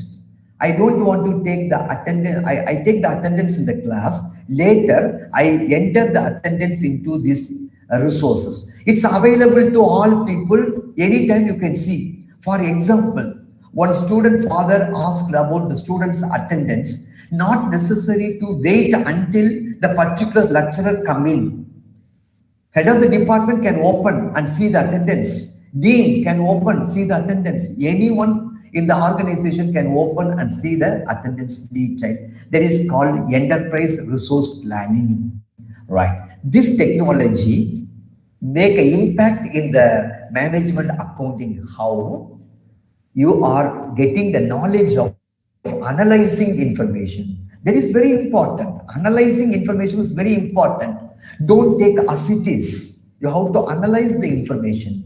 Improving the process decision making. Yes, top level people, they are not going to expect everything they want to do. You, as a management accountant, as a dean, you have to provide a complete process data to them for taking a decision making, quality control, generating information, generating a new informations. Right, that is called ERP, impact on management accounting. Okay, so the next aspect, it's a very common and also familiar with all our people, that is internet. Okay, you may ask a question, sir. This is Industry Revolution 4.0. This internet is also in Industry Revolution 3.0 also. But a lot of changes happen in the internet during Industry Revolution 4.0. It is one of the technology transformation, right? What is this? It's a broad communication system that concepts computers and the databases all over the world. Yes. Now I want to know what is the total number of people affected COVID-19? How many of them are recovered? Okay, so what is all these details we can know through internet, Just now I read through a message. We provided the Covaxin to France. Those people were very happy, and also they honor our service. So that's why they're hosting our Indian flag in the cars. They conducted a rally, right? So here, how do I know? Because through a broad communication system. Initially, nearly 4 or 5 years before, myself and my son having a little bit argument regarding the internet sources. I always said we should not believe internet, but he says it's very easy for us to get the information, right? Anyway, internet is a broad communication system. You have to prove or you have to collect a supporting information for the internet message. That is a different story, right? It's connect computers and databases all over the world.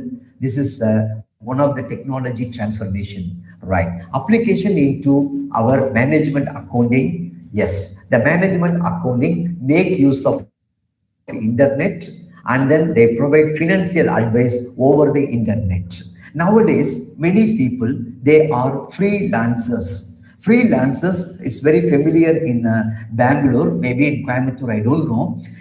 For example, I don't want to join any college as an employee. I can go for teaching my subject to different colleges as a visiting faculty or visiting faculty. So nowadays, the management accountant doing a financial advice over internet, not only for outside to their organization. It is also one of the innovation to provide file and annual reports to regulatory without the intervention of humans. Yes, everything without intervention of the humans, the file, annual reports, everything available in the internet. It is also because of the technology transformation, processing of information. Yes, for the taking a decision-making purpose. Right. Further, the last aspect, cloud computing. It is also a wonderful technology transformation. It's a cloud computing. What is that? It's the on-demand availability of computer system resources. Right. You can store your data into the cloud. It's the cloud storage. Nowadays, you can see if you open a Gmail account, create a Gmail account, they are providing a free storage in the cloud.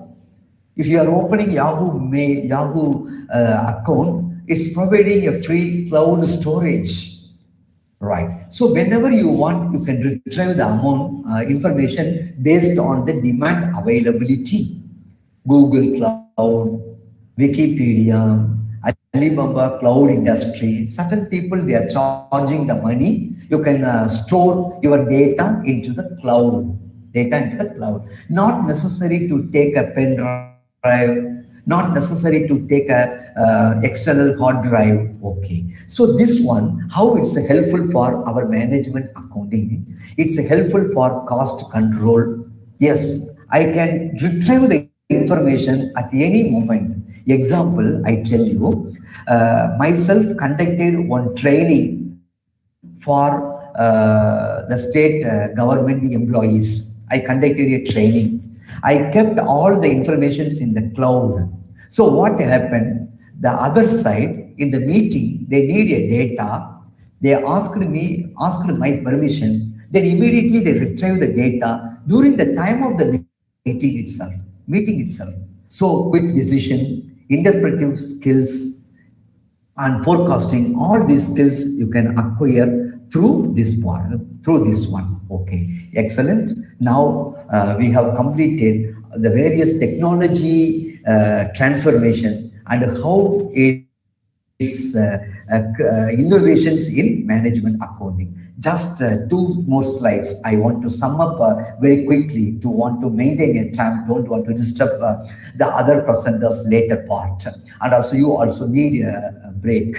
Right. Nowadays, the recruiters are not asking traditional management accountant. No, I know management accounting concept. No, they need business partner. They need analyst. So therefore, you have to, now if you are a final year student or you may be an undergraduate student, third year, please, you can study one analytical technique. Every business required analytical technique. At least SPSS, you can study, okay? Right. There is increasing demand because the recruiters are expecting, right? There is increasing demand for management accountants in business unit and project teams. They will need to take a data and bridge the communication gap with the business leaders. Yes. So management accountants in business unit and project teams, they are required the management accountants as a business leaders. Management accountant needs to develop new skill around presentation, communication, leadership, yes. New skills, data visualization, presentation, analysis, interpersonal communication, yes, all these things are there. Last few months before, myself and your dean, Dr. Jay Kumar, we attended one college board of studies where they introduced some statistical analytical techniques, what is it called, SPSS or something on that. Okay, right, please, you have to learn if you have a chance. Right, in the past, work within the finance function at the head office, now work within the business unit, but you are work with the employee, work with the project team, right? So you are help their own decision making, right? Please understand, previously the management accountant directly helped them to take a decision. Now management accountant provide the data through the technology, they are taking the decision by themselves. Okay, right, the last slide, the conclusion point.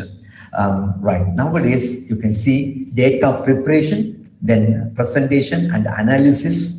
Management accountant of yesterday, they did data preparation and presentation and analysis. Today, greater depth and present ideas that can contribute the bottom line. So they are providing the details to them. Move up the business to become strategic leaders and providers for business solutions. Okay, right. So thank you very much for the opportunity to share my thoughts related. So great, sir. Thank you so much. Giving a lot of examples, and also you have asked us to introduce the SPSS in the UG itself. Thank you so much, sir. Still you are following the same discipline, starting on the time, winding up on time. Great, sir. Thank you so much. Thank you very much. Thank you. Thank you, sir, for talking about the technological dominance in the business world today and explaining about the digital technology and companies adapting to the new ways during this pandemic situation. Thank you so much for talking about cloud computing, ERP, IoT, and artificial intelligence in the field of market management accounting. I think it's really valuable for the students to know about the past and the present of management accounting and the expectation of recruiters. Thank you so much, sir. Now I call upon. Sorry to interfere. Uma madam, you have to note it. So we have to include those subjects: cloud computing, then IoT, then artificial intelligence in our syllabus. Okay. Okay. Yeah. Actually, I want to add up a point. Yes, please. Dr. Jayakumar and myself, participated in the board of studies in another college. That time we also insisted. Yes, sir. Sir, Industry 4.0 on artificial intelligence in business, cloud computing, all to be included in the subject. We insisted, but still we don't have. Very nice. We don't have that subjects in our syllabus. But next board of studies, I would like to include those subjects in this syllabus, sir. Yeah, definitely. Yes, sir. Thank you, sir. Thank you so much. Welcome. Yes, you can go ahead. Yes, you can go ahead, Rams. Thank you, sir. I call upon Nikita to deliver the word of thanks. Ladies and gentlemen, it gives me an immense pleasure to deliver the oath of thanks on this event to all the dignitaries here. I take this golden opportunity to thank our respected Secretary, C.A. Vasuki ma'am, and Principal Dr. M. Lakshmana Swami sir. I extend my gratitude to our beloved Chief Guest, Dr. R. Danishkodi sir, for spending his valuable time in his busy schedule.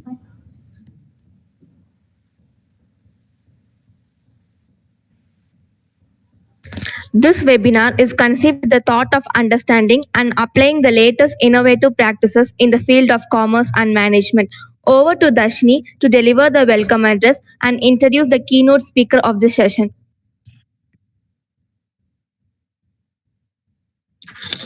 The way to get started is to quit talking and begin doing. A warm afternoon to one and all present here, and I have found a way to pave such solid ground to welcome the galaxy of such eminences of highly honorable Dr. S. Sivakumar sir, who is an associate professor and PG program coordinator at the School of Governance and Development Management of Havasa University, Ethiopia, is an academic activist born in Namakkal, Tamil Nadu, India. He specializes in development management, human resource management, project planning and management, policy making and analysis, and governance and development management. He has 16 years of experience in teaching, research and outreach programs. He has been in Havasa University since 2008. He has designed and introduced two innovative master's programs, one in development management and the other in governance and development, and both programs are supported by the Ministry of Education, Ethiopia. He has published 5 books and 39 articles in referred journals. He has made presentations in 25 international conferences, 10 national programs and 20 regional seminars and conferences, and 35 invited talks in India and abroad. He has been serving as a consultant for the international agencies like Czech Republic, Mercy Corps, World Vision Ethiopia, and collaborated with them for preparing project proposals, monitoring and evaluation activities, including the preparation of log frame. Now, I request Dr. S. Sivakumar sir to share his views on digital innovation and digital marketing. Sir, please.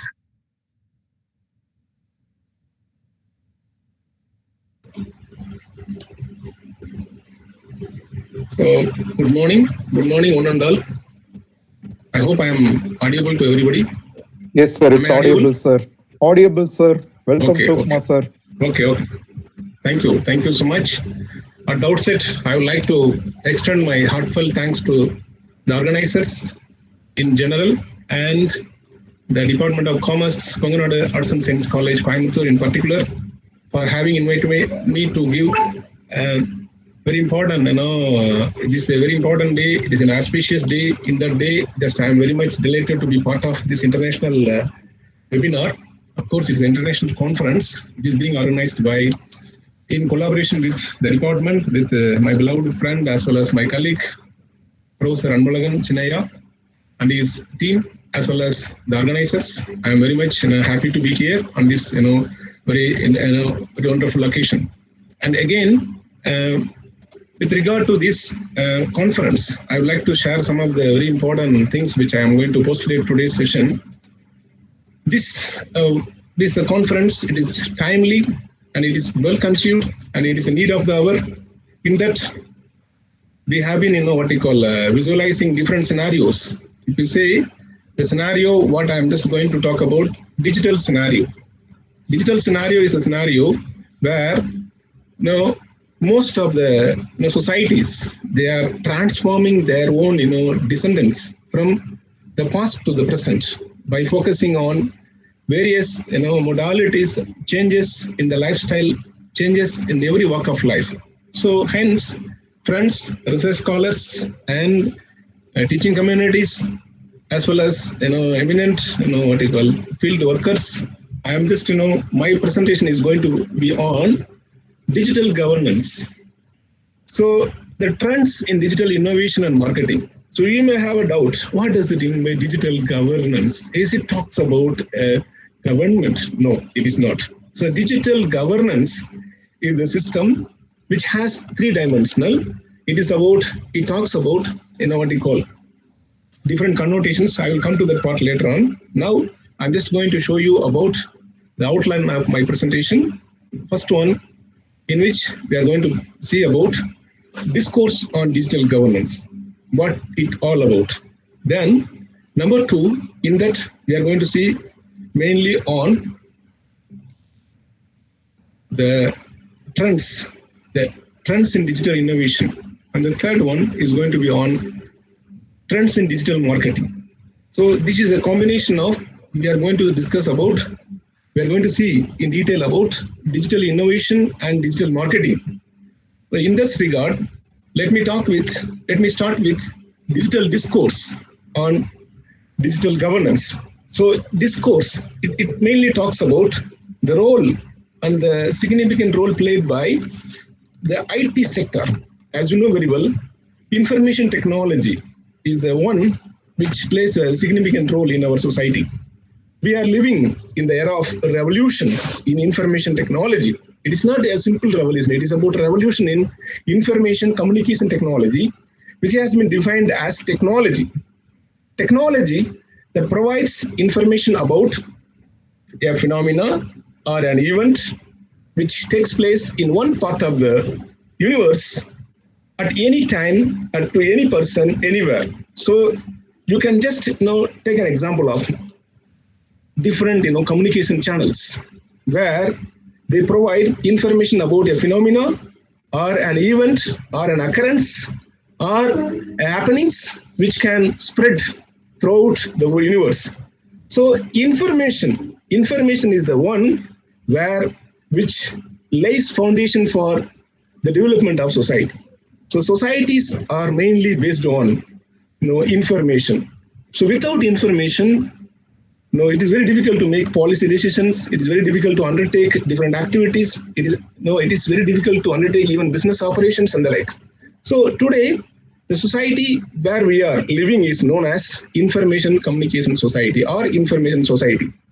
As you know very well, we had a time, especially the generation, we had a time where we walk through different corners of the supermarkets and then get tired and going for a juice and coming back and taking the kids and collecting the materials and coming back to the home. Gone are those days. Now we are having a scenario. It is all about information superhighways. Friends, I would like to highlight this information superhighways. These are the portals wherein which the current trend is happening in our society. So customers in these societies have access to global information. So global platform, even if you add the buyers, sellers, plus portals, now we have portals, internet portals, or websites, or domains, or applications. Likewise, we have different kind of innovations have been emerged. So hence, individuals or anyone can seek knowledge from any source. It is very much possible at this scenario. There are number of sources. There are umpteen number of sources. So that's why we call the society today is known as information society. For example, if anyone want to have an opportunity to seek a doctor, that is the benefit of consulting a specialist like a doctor or medical assistants, consultancy with regard to education, and even construction, manufacturing, even healthcare sector. There are umpteen number of opportunities has been growing. So as I told you before, these hustles of traveling and walking miles and miles through long corridors and to different supermarkets are slowly vanishing. If you see, there is a website which I have just given here, like this one of the example, even Flipkart, they started groceries and the like. So one can do home shopping, telebanking, video conferences, online classes. That is very common. Nowadays, it has become a part and parcel of our students as well as teachers in India as well as elsewhere in the world. The online platform has been already changed from classroom to Zoom or classroom to different web applications, which helps for conducting of classes. And not only that, if you see office works, earlier we go 9 to 5 or 10 to 5 and we fixed hours, we are expected to sit in the office and the expected time, you are expected to leave from the office. Now there is an emerging concept. It is known as SOHO. That means small office, home office, or we call it as home is office, paperless office. That means these are the emerging, innovative concepts which have already emerged and which is in practices with us. And they can do their work from the home. There is known a work from home. It is getting very common, especially in the sectors like IT sectors, even business people, they do this work from home. So they don't have to travel even to attend the meetings. They can attend video conferences and teleconferences and the like. So it is very clear that we are getting up-to-date informations. Our society is getting updated. Our society getting updated, and we are getting up-to-date informations, particularly in the time of crisis. Especially this information technology, it had provided a very important role during the time of this pandemic. As we know very well, as we have experienced, as we faced, there were a number of developments which has been promoted. To say some of the things like, for example, drone cameras had been used to control the people due to this lockdown. People were asked to stay at home, but owing to the interest of playing, some kids and then adolescents, they wanted to come out of the home and they were playing in the grounds. It had been controlled by drone cameras. And not only that, even COVID-19 pandemic, it had made us to operate our own regular activities, like, for example, consulting a doctor or having a classes for our kids through online platform, which was very much realized with the help of information technology. And not only that, even the governments, especially in Indian government, had developed different portals, different national portals, mobile applications, and through social media, they had been promoting awareness creation, as well as they had been giving attention for the people to be cautious about the current pandemic. I think people are saying that there is a new version of pandemic in COVID-19, and then so still we are in a thread. We are still in a thread. Of course, there are vaccinations are being developed, but still it is not reached to all. Then coming back to our main concern of today's my topic is about digital governance. So it is about what? Friends, let me tell you about what is governance. Governance is all about, it is not government at all.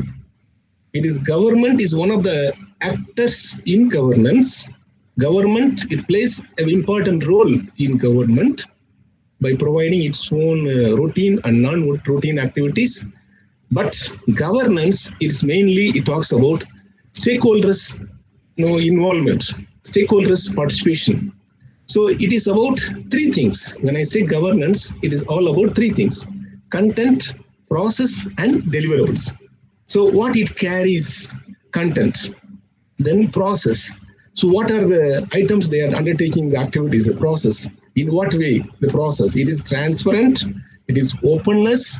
Is there any openness? Is there any transparency? Or if there is any equity, fairness, or justice in terms of its process? Then the third important point is about deliverables. So governance, which consists of three things: content, process, and deliverables. So deliverables about, it may be for a product, it may be for service. It depends upon, for example, say for instance, corporate governance. We have a term, corporate governance. Corporate governance is all about the three things: content of the corporate sectors, what they carry, why for the subject matter. Then the process, how they are undertaking the activities, and deliverables. To what extent, what type of goods or services they are being provided for the people and the like. So this digital governance, hence I can say this digital governance is composed of design and use of digital government. Of course, that is an umbrella under which we have different digital business issues, and including digital democracy. Of course, our democracy is going to have a very final test very soon. Our test or maybe like very important things is going to happen, like election is going to happen. So digital, you know very well about the importance of different digital gadgets and their role. So likewise, my concern here is about, among the three dimensions, I want to focus on digital business issues. Instead of talking about digital democracy, digital government, my focus will be more on digital business issues.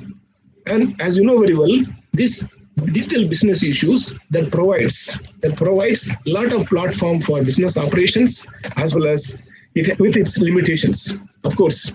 So it is known as a framework for ensuring accountability and rules, roles and responsibilities of the organizations to make their own policies their own standards and with their own strategies. So organizational strategies, policies and standards. This is the chronology. Strategies should come first, then policies, then standards. So which means they use their own strategy to formulate their own websites, or they can go for developing a mobile sites, or they can use their own social channels or any other related internet and web-based products and services. So here, these frameworks are well designed, and with the three important aspects as what I had been discussing with you is all about digital strategy or digital policy and digital standards.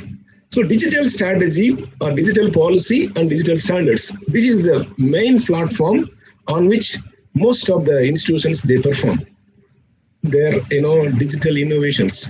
So the starting point, the main platform or the foundation of digital innovations which emanates from digital strategy. So it is about coming up with a high esteemed level of objectives and tactics to achieve the objectives. Strategy for long-term futuristic vision, coming up with a futuristic vision. And digital policy, it mainly talks about the important aspect which needs to be covered under the strategy. For example, accessibility, advertising and sponsorship, data privacy, that is very important. And domain names, naming the domains, it should not be identical with other platforms. They have to have their own unique brand name and the like, linking with different portals, and logo and trademark issues, security aspects, even social media related aspects, and website term of usage. So these are about policy related matters. Of course, it is very, very important in line with the strategy. And not only that, there are digital standards, for example, analytics, branding and design, content, even customer support, digital marketing, e-commerce, email communications, informations, architecture, integration, even audiences to whom we are going to serve for. And it is about establishing benchmarks, standards, which mainly concerned about coming up with the quality aspects. Quality aspects is to ensuring the standard, and even product management, site search, and even including searching of software developers and software development, even taxonomy. It talks about quality, time, and cost. Taxonomy in terms of quality, in terms of time, and in terms of cost. And user experiences. It is a kind of mechanism which helps to get feedback from the users about their own concern and inclinations, their own observations, and their own feedbacks can be observed in these platforms. So hence, this is the foundation on the digital governance. And digital governance strategy, it goes like this. Then this is the way how it is being organized. Digital strategy, who determines the direction for digital policy, who specify what organization must and must not do online, and what type of standards, which is mainly talks about the nature of portfolio. So it is the one which establishes the standard for the organizations. Then coming back to the usage of information technology in the governance, right? In digital governance scenario, as you know very well, this provides information for business community along with citizens as well as voluntary organizations, government agencies. They look for what? As UN, they say that if you can't measure it, it is very difficult to manage it. So if you can't measure it, it is difficult to manage it. Whatever the thing in terms of information, without having an adequate information or having an incomplete information, having an outdated information. So timely, accurate informations are very much important to have efficient, cost-effective, and convenient manner, and to bring transparency, accountability in their operations.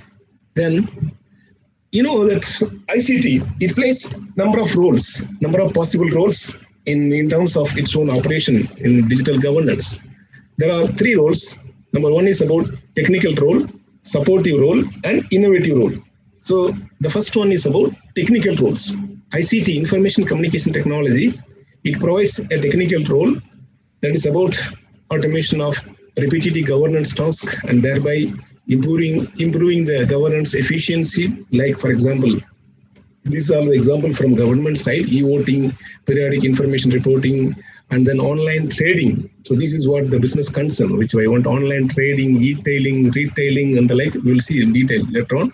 And supportive role, usage of ICT, it has its own complementary role to improve the process of governance in terms of its own support for ensuring transparency, accountability, as well as it provides it connects the decision makers, it connects the business groups, it also connects the people, those who are in meetings. Sorry, and it also helps to promote the sales and the like. And the innovative role of ICT, the innovative role, it is to improve the service delivery, which is impossible through non-ICT modes. You know very well, efficiency, effectiveness, and then cost benefit, and ensuring transparency, accountability in the transactions, which all possible by ICT enabled portals. Then that of course there are weaknesses that we'll see and how it differs from one another. But to be frank, this improved service delivery is possible by usage of ICT, which is not possible through non-ICT modes. For instance, online checking of status of an application from remote and beyond office hours, it is possible. It is very much possible. And even through webcams, you can watch. If you are out of your shop, you can watch your shop or how it is going on and the like. So providing instant access to the same information to all individuals through emails, websites, and then ability to instantly access different informations and the like. Not only that, and even it is possible to triangulate the informations whatever we get from business firms with cross-checking of informations, triangulation of informations can be possible. Now, friends, let me throw a light on some of the striking differences which could be gauged through looking at the 2 different modes of operations of business. Like, for example, digital mode versus traditional mode. So as you know very well, value creation in digital mode, it is all about information. Information is the only and one and only the primary focus on digital mode. Whereas if you go to this traditional mode, where they give much attention for the product, because we can easily touch, we can easily feel how the product is all about, and the service. Even you can question directly when the service is denied or declined, or it is not expected quality, you can easily complain face to face. But here in digital, of course, behind the screen, and then through what you call transcribing your own views, you can send. It is not like the traditional one. So in that, you can just think about which one is more advantageous in terms of what, and you can just make a clear distinction between this digital and traditional. And not only that, strategy. In terms of strategy, we have been witnessing digital mode has very clear sense, and it has its own response, as well as there are simple rules. But where in the traditional, you can find stereotyping. Stereotyping are very classical. It is very difficult to alter some of the items. It is well known for their own mode of operation. Traditional is more of classical. And competitive edge, if you look at the element of competitive edge, where digital mode is having what you call rapidity, it is all about speed. And whereas the traditional mode, it has main concern on the quality and cost, especially minimum cost, maximum delivery of goods. That's what the traditional mode, even the customers, we buyers, we expect with less cost, get more what you call more income. But it is also there in digital mode, but the speed of delivery, as well as how many days, you can count in number of days of delivery and the like. Competitive force, low barriers of entry, power of customers. Anybody can search any website and you can go and browse and surf as per your own needs in the websites, as long as you have you have your own backup in your purse, or you have your own amount in your credit card. You can just go and you can make orders. And it is true the same thing in traditional, but it is mainly of power of suppliers and product substitution. So it is not power of customers, it is more of product substitution. And resource, in terms of resource focus, digital is more on demand side.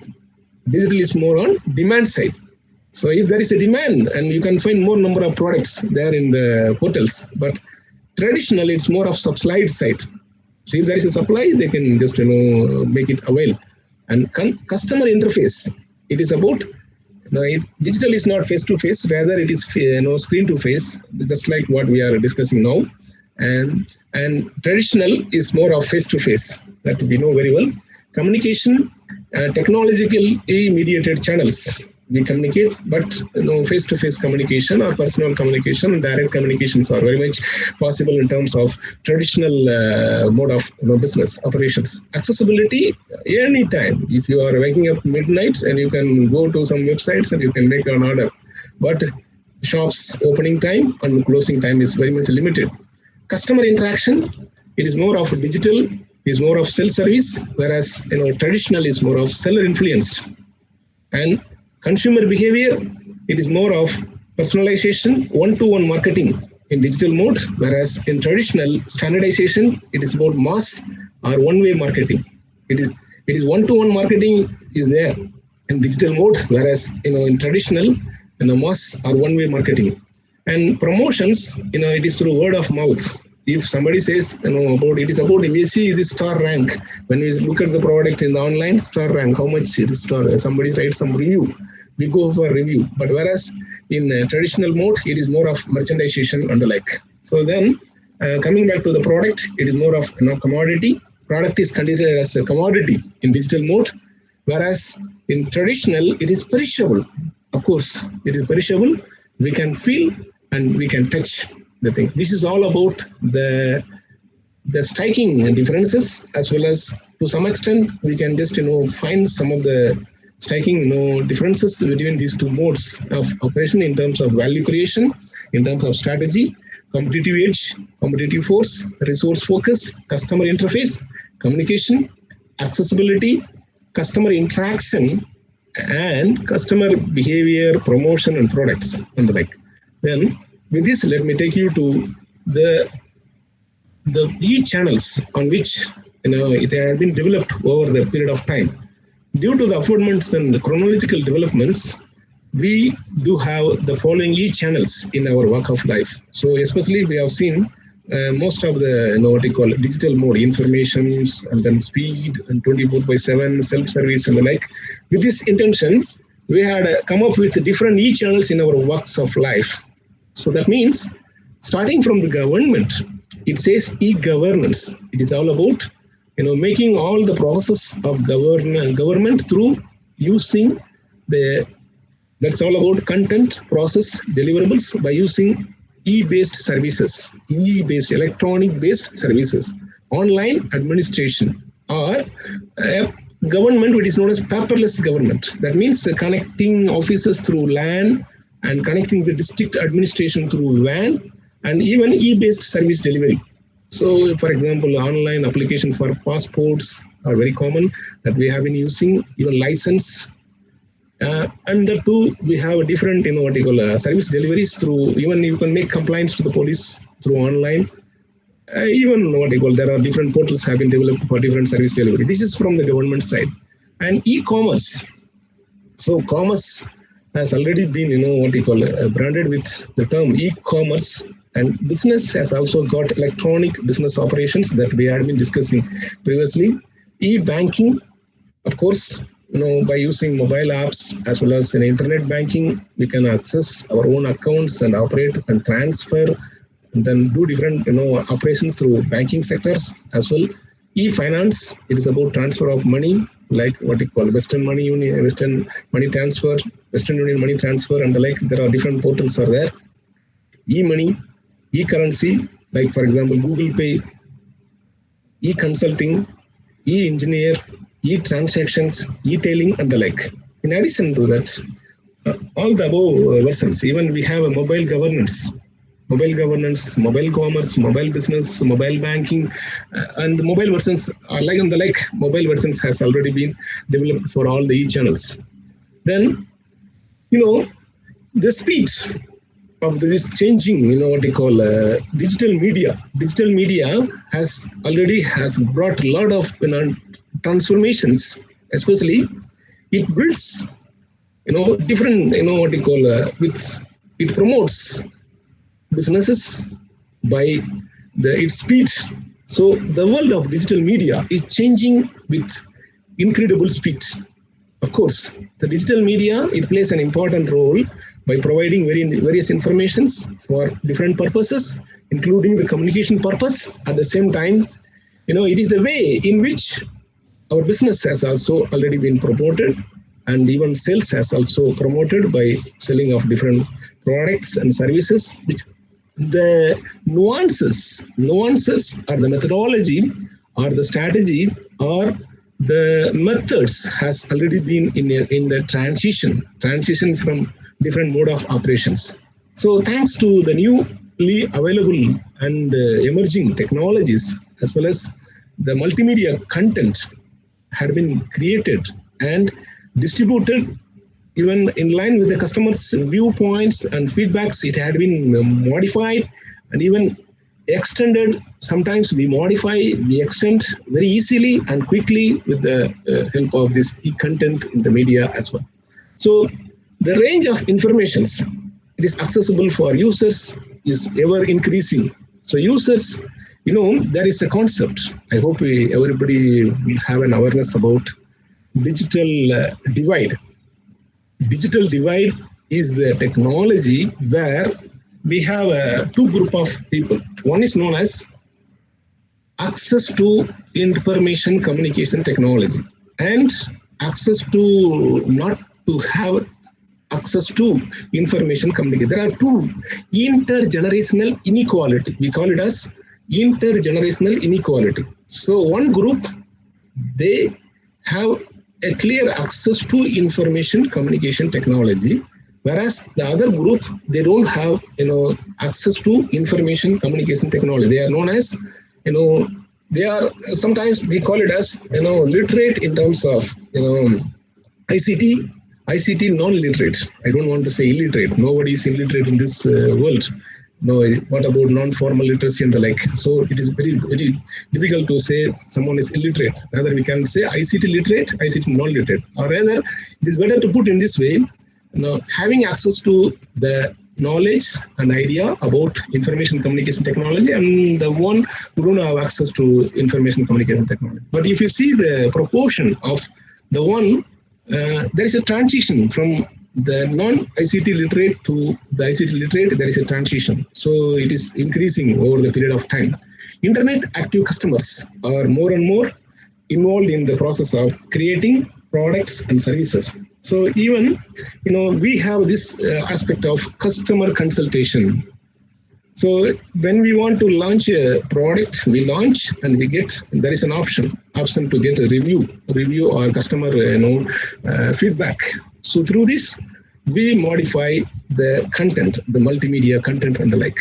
So potential, the supply chain members of digital marketing are end users. We, the customers are the end users where the entire business operations rest on.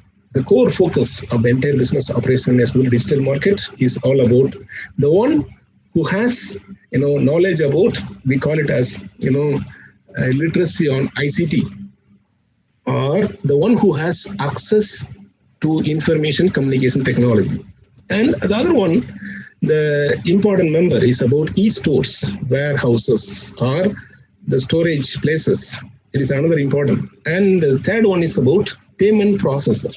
So the payment processor in which the mode we pay through online. Online, there are different modes through internet banking or through Visa card or through a credit card, a different mode of payments we make. And not only that, distributors or producers supply chain. Here there is a chain of what you call relationship of people, starting from what you call producers to end user. We have a chain. So in that chain, you can find how the value is being added and how it is being what you call channelized. So these are the important numbers. And not only that, so it is about transportations and logistic providers. They also have a clear role. And even the customer service, care institutions and the customer service, agencies. And what are the advantages of digital marketing? So if you could ask me, there are a number of advantages where we have this digital marketing. So, as we have seen before, it offers personalized product and services. So the products and services where we purchase is according to our own discretionary decisions. And even we can surf wherever you want, whatever you want to know, just go, you can just surf and you can just, select your own. It is about self-service. And even it is cost effective. How it is cost effective? Because it reduces overall time in walking and going to some what they call hotel and taking a car and filling the fuel and then spending money for the kids as well as toys and the like, even different cookies for the kids when you return back. So all these things can be reduced when you order through online, Zomato or something like that. If you make order, so they will come to it will come to your home. Then you can just cash on delivery can also be possible. So it improves utilization of resources throughout the supply chain, of course. So it, supply chain, as I told you before, starting from the producer to end user, you can just see the nexus, how rapidity is there in terms of its own delivery of goods and services even. Yeah, of course, to some extent, it is highly debatable, by the way. It increases customer satisfaction. Yeah, it is subjected to the selection of the portal. It is subjected to the selection of the brand. It is subjected to the selection of the seller and the like. And to some extent, I can say there is a loyalty. In most of there is a loyalty, but still there are places we could see people may give some false goods. For example, when you look at in the website, you may look for a wall clock. It looks like, very big in size, like for example, some 10 inches or 20 inches in size. But when it comes to your home, it may be for 3 inches or 4 inches. So it's like, you may see an elephant at the screen, but when it comes, it may looks like a cat. Or you may see a tiger in the screen, but when it comes to your home, it may be like a cat. So sometimes these kind of complaints are there. And expands global marketplace, of course. So it is, what they call transcending the boundaries. It has brought a very important aspect of transcending the boundaries. So this is the very important advantages. Of course, I left the disadvantages that you know very well. And even if you take us, the Indian customers, has made it imperative for marketer to change the way to connect with the customers. So even if you see, as I told you before, this has its own limitations. It works for whom? This digital innovations and digital technology, it is working very well only for educated, smart. I will come to that part later on.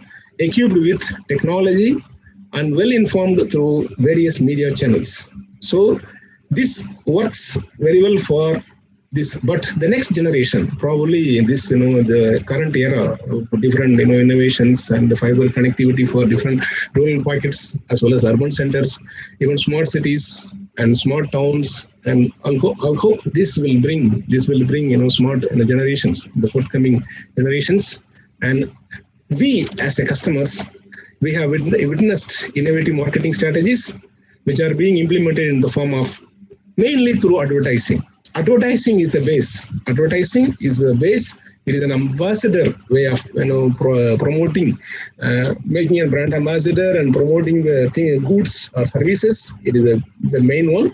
And even the way how they design their products and how they pack their products and how it is being wrapped for sales, it also really matters in reaching the people. And not only that, promoting the sales or pricing, it also plays an important role.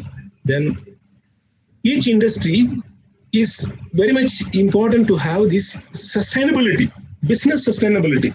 So even though it is in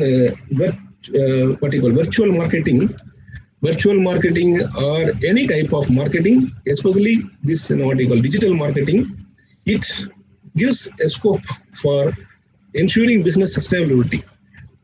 Because if they adopt the following things, it is possible to have business sustainability. For example, digital marketing should have to have strategy for growth. Of course, growth is about increase in scale, increase in size, or increasing in promoting the business to the next level. It is possible by reassuring the stakeholders with crystal clear vision. Vision is very important. Vision is the one which takes the organization to the next level. Sensible business models as well as profitable venture. So these are the important pillars on which promotes the growth in the organization. And not only that, investment ahead of customer needs. Of course, investment should go in line with the need of the customer, and that is the very important strategy. And building, marketing capabilities, of course, to reach the needy people with regard to the goods as well as the services. And the organizations must ready to meet the customers' expectations. It has to listen and learn and correct or modify and alter their own way of operations in line with the experience of customers as well as expectations of the customer and the inclinations of the customer, need of the customers or the demand of the customers. And it is all about, on the top of all these things, driving towards innovation. Driving towards innovation is the need of the hour to sustain the business. There may be digital, especially digital scenario, driving innovations. So if they are bringing novelty or creativity in their operations with the help of customer feedback, so this will promote a long-standing as well as long-term business operations. And so how to go for these innovations? Innovations can be possible by charting changing technology. So the institutions, when they go for innovating the digital gadgets, and for example, matching the technology priorities to the needs and the taste and the preferences and the necessities of the customers, their own opinion is very important. And educating the organization about new digital, social channels, mobile channels, and the like. And not only that, integrating offline and online activities. Of course, it is about making an interface with online and offline activities, like aligning offline and online business activities, especially, for instance, advertising, branding, retailing activities, online store design services, warranties, and return formalities, and customer-facing activities, and the like. So this should be aligned properly. Then even the technology usage. So there should be a balance in usage of hardware and software technology, and even going for business processing re-engineering. What is this about business processing re-engineering? It is about customer. So pro-customer, promoting all the operations in keeping in line with the customer needs. Agile production is about mass customization. It is about entering into new product and then hoping that people will come and see. So it is about what I call trial and error. Of course, it's a process of trial and error.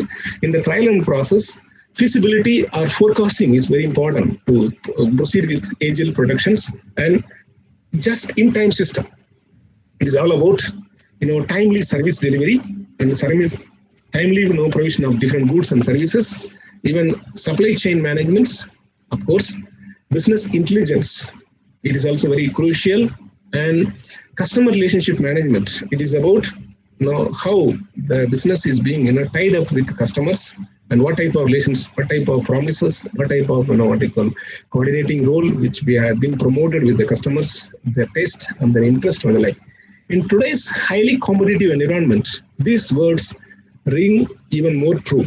A well-designed marketing strategy has made all the differences between success and failure in the marketplace.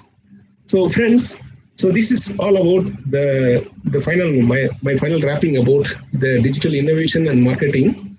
Here, if you could see different oval-shaped circles are there. I didn't connect because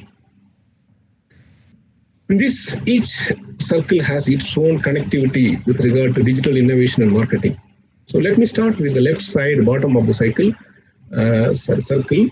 Is about global internet expansion. Of course, now internet is inevitable. Now it is today we have a highly connected world. Interconnectedness, high transfer of technology is evident in every. So that's what we call it as the entire globe.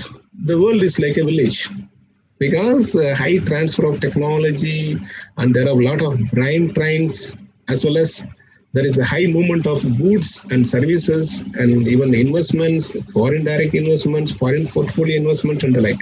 So global internet expansion is the number one condition. The emerging trend of digital innovation and marketing. This is because of the emerging internet expansion.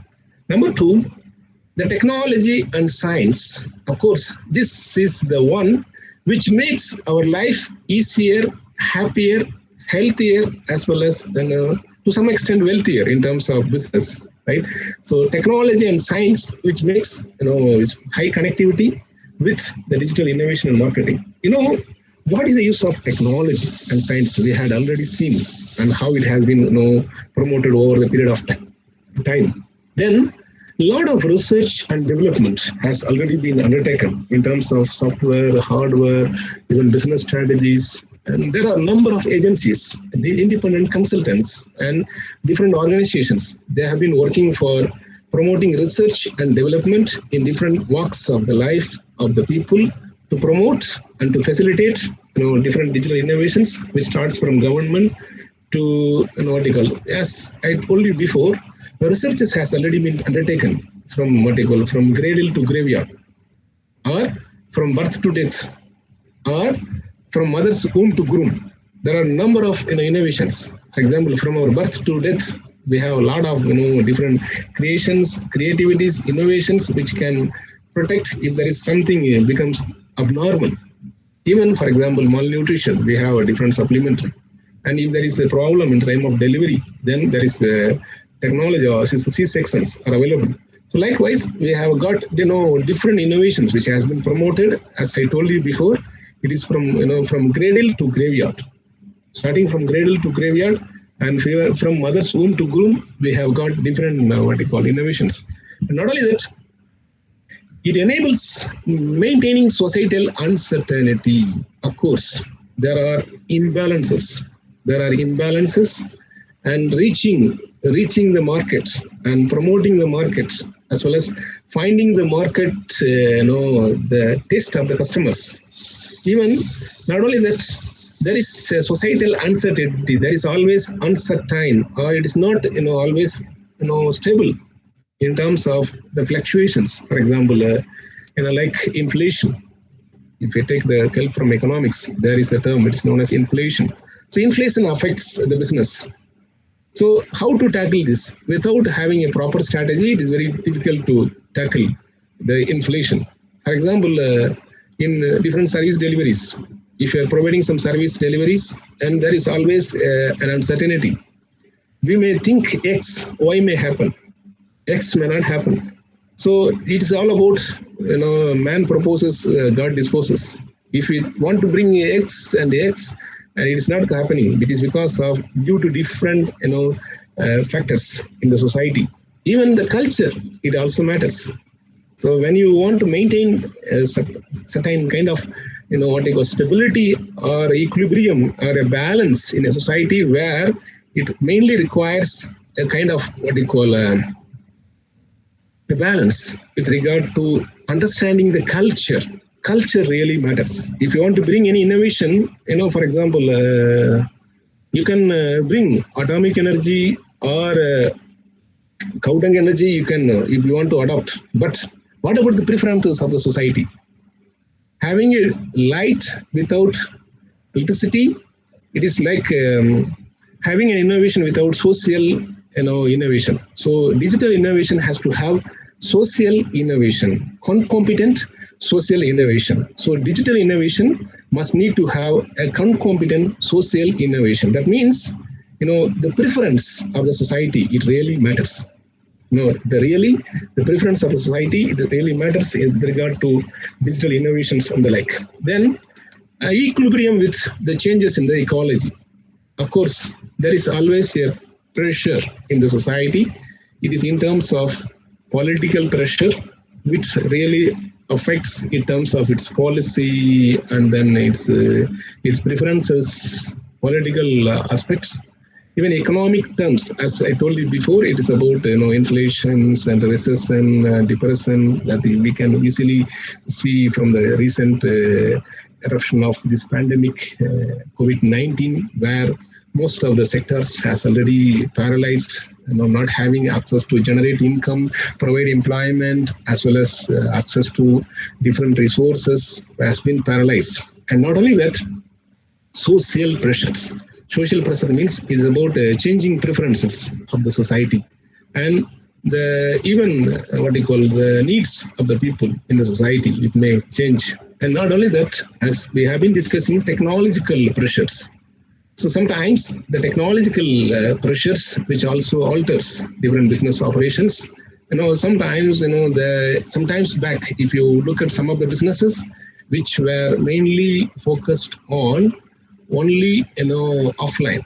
Now, due to this competition and the pressure in the environment, the global pressures as well as the local pressures in the environment, they are supposed to sell their goods through online. For example, silk saris, Kanjipuram silk saris, and as well as selling of different clothes items has already been promoted. Earlier, we used to go and see and looking for a sari. It took a minimum of about 1 hour, 2 hours. But now in online, we are just purchasing saris. This is very drastic change in terms of purchasing a silk sari, not even a single sari, a silk sari. It is also one of the pressure from in terms of technological changes. And not only that, environment changes, global environment, which gives our own, its own alertness to make changes in the business operations, as well as in line with the climatic variability, climatic change, and adaptations as may be undertaken. For example, especially agriculture-related marketings and agricultural tools, implements, and equipments, off-farm activities, on-farm activities, and non-farm activities, which has been channelized in line with global climatic change and climatic pressures. So irregular rainfall, and unexpected rainfall, too much rainfall, no rainfall. So this kind of calamity-based characters, which also affects our own, marketing strategies. And not only that, changes in the lifestyle. So people, lifestyle, it is about, has been, changed over the period of time due to different reasons. For example, this current scenario, the current contemporary lifestyle, what we have is unexpected. Even we never think of having a mask on our face. So this is the lifestyle what we have. So in line with the lifestyle, there are different needs has been promoted, and based on the needs, we are supposed to innovate, and then we need to work out. For example, now hereafter, this computerized as well as digital technology will be dominating. in the globe with regard to fulfilling different, even you know very well about this AI, artificial intelligence. Artificial intelligence, you can talk to a machine that can respond to your own preferences. Like, so far we have been talking to this Alexa and Siri. These two things we have been using in our lifestyle. So Alexa, tell me this, what is the temperature now? Alexa will tell us. Likewise, we have been using different gadgets with regard to different changing of lifestyles.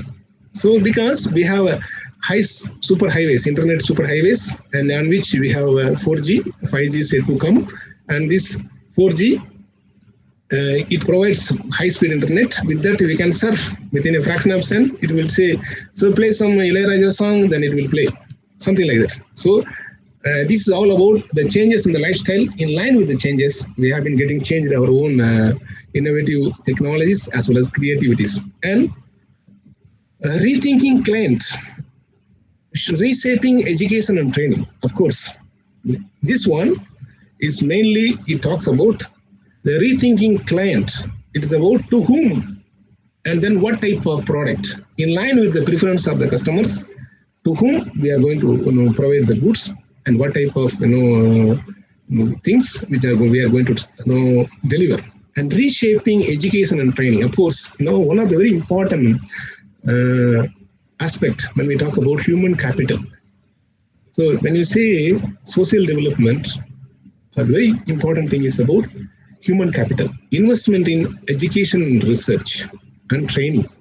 So if you want to build human capital, in addition to physical capital, natural capital, if you want to build a human capital, especially micro level approach is very much important.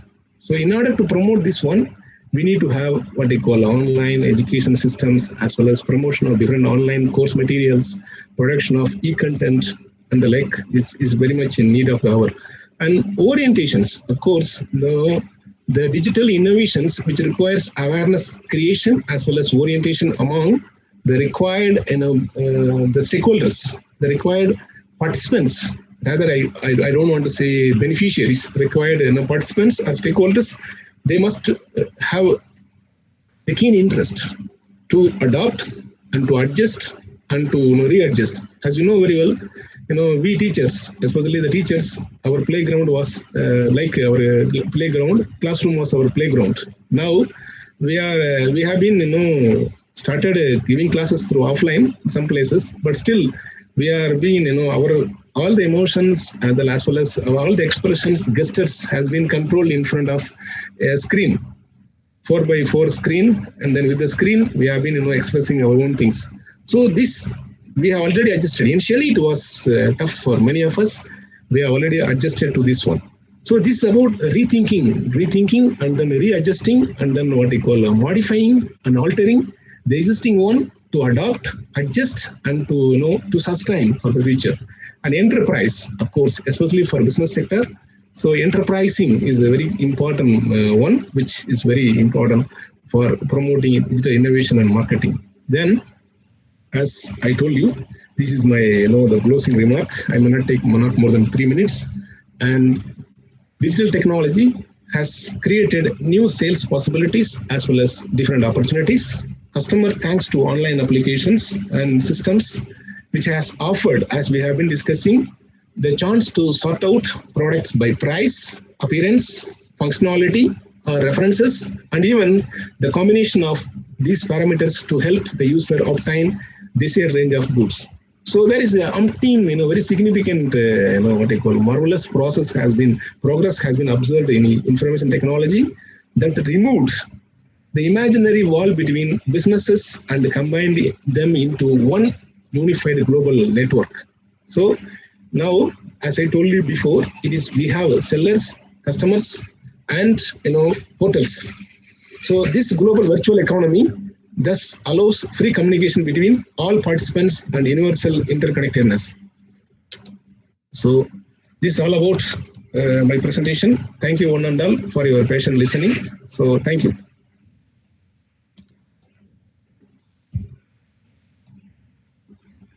Hello? Hello? Yes, sir. Thank you, sir. Sir, thank you so much Yes. It was a very long and a wonderful session. You have touched from the beginning to an end. You have touched all the areas. Thank you so much, Sukumar sir. It's a wonderful session. Thank you, sir. Thank you. Thank you. Thank you for your honest, heartfelt appreciation. Thank you so much, sir. Thank you. Thank you, sir, for sharing your views on digital technologies and marketing and talking about all the internet commerce and stuff. Over to Sharon to deliver the vote of thanks. No duty is more urgent than that of returning thanks. On behalf of the management, it's my privilege to propose a vote of thanks on this occasion. My heart fills with a lot of gratitude and respect for our distinguished speaker, Dr. S. Sivakumar sir, for not only sparing the invaluable time for us to grace this occasion, but also for enlightening with us their commendable talk on the subject. Thank you, sir. Thank you. Thank you so much.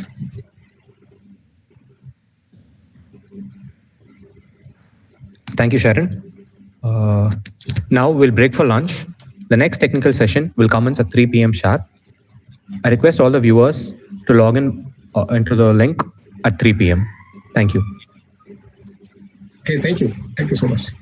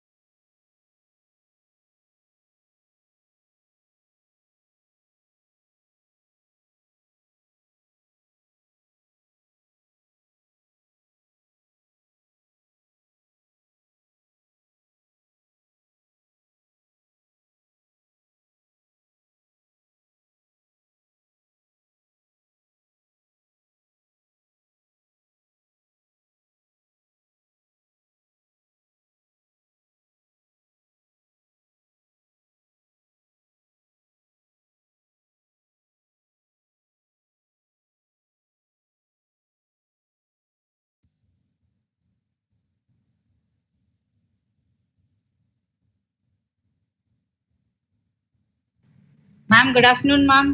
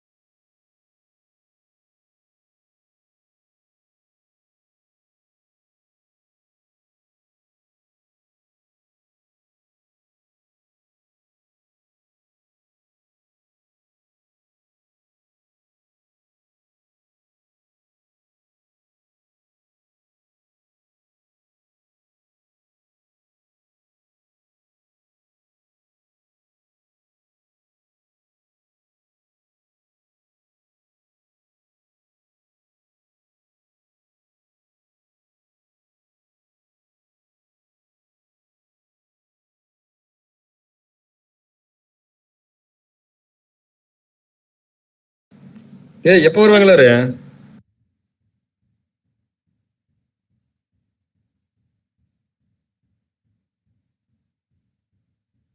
ஏய் MCR ready ஆயிட்டீங்கப்பா. Joel Sir, ready, sir, ready, sir. ஒடியா வாக்கில் 100 metre 1 2 3.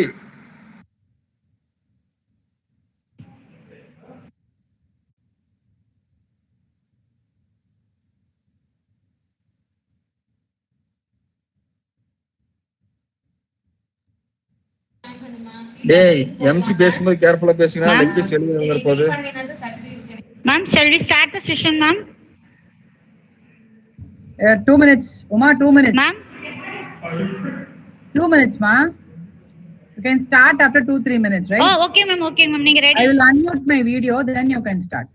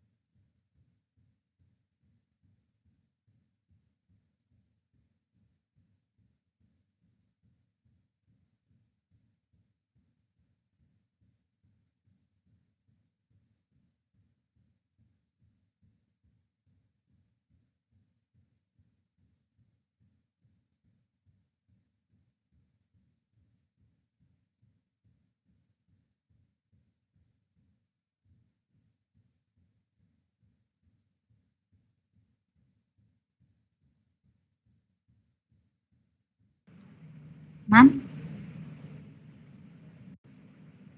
Ma'am?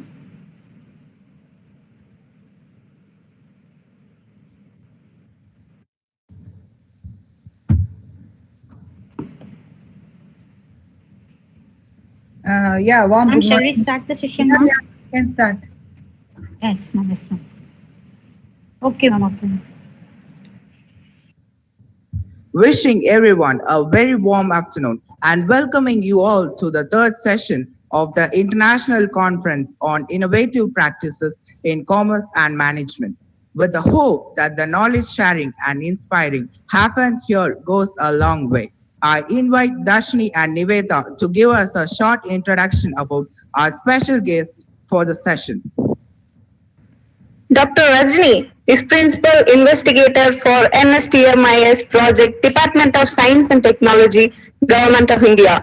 She has authored 6 books titled as Strategic Human Resource Management, Metropolitan Women Online Shoppers Experience.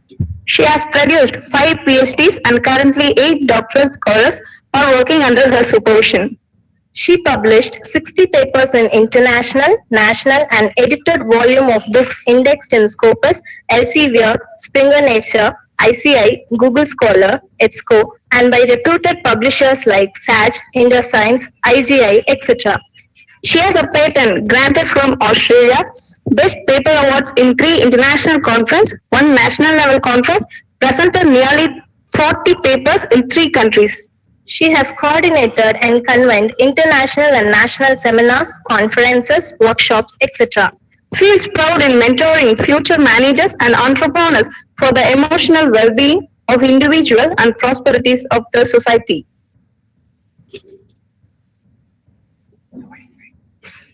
Now I invite Dr. Rajni ma'am. Yeah, thank you so much for the introductory note. See, I think right from the morning session, you are into finding out the innovative practices which are available in marketing, and then the morning session was on finance, right?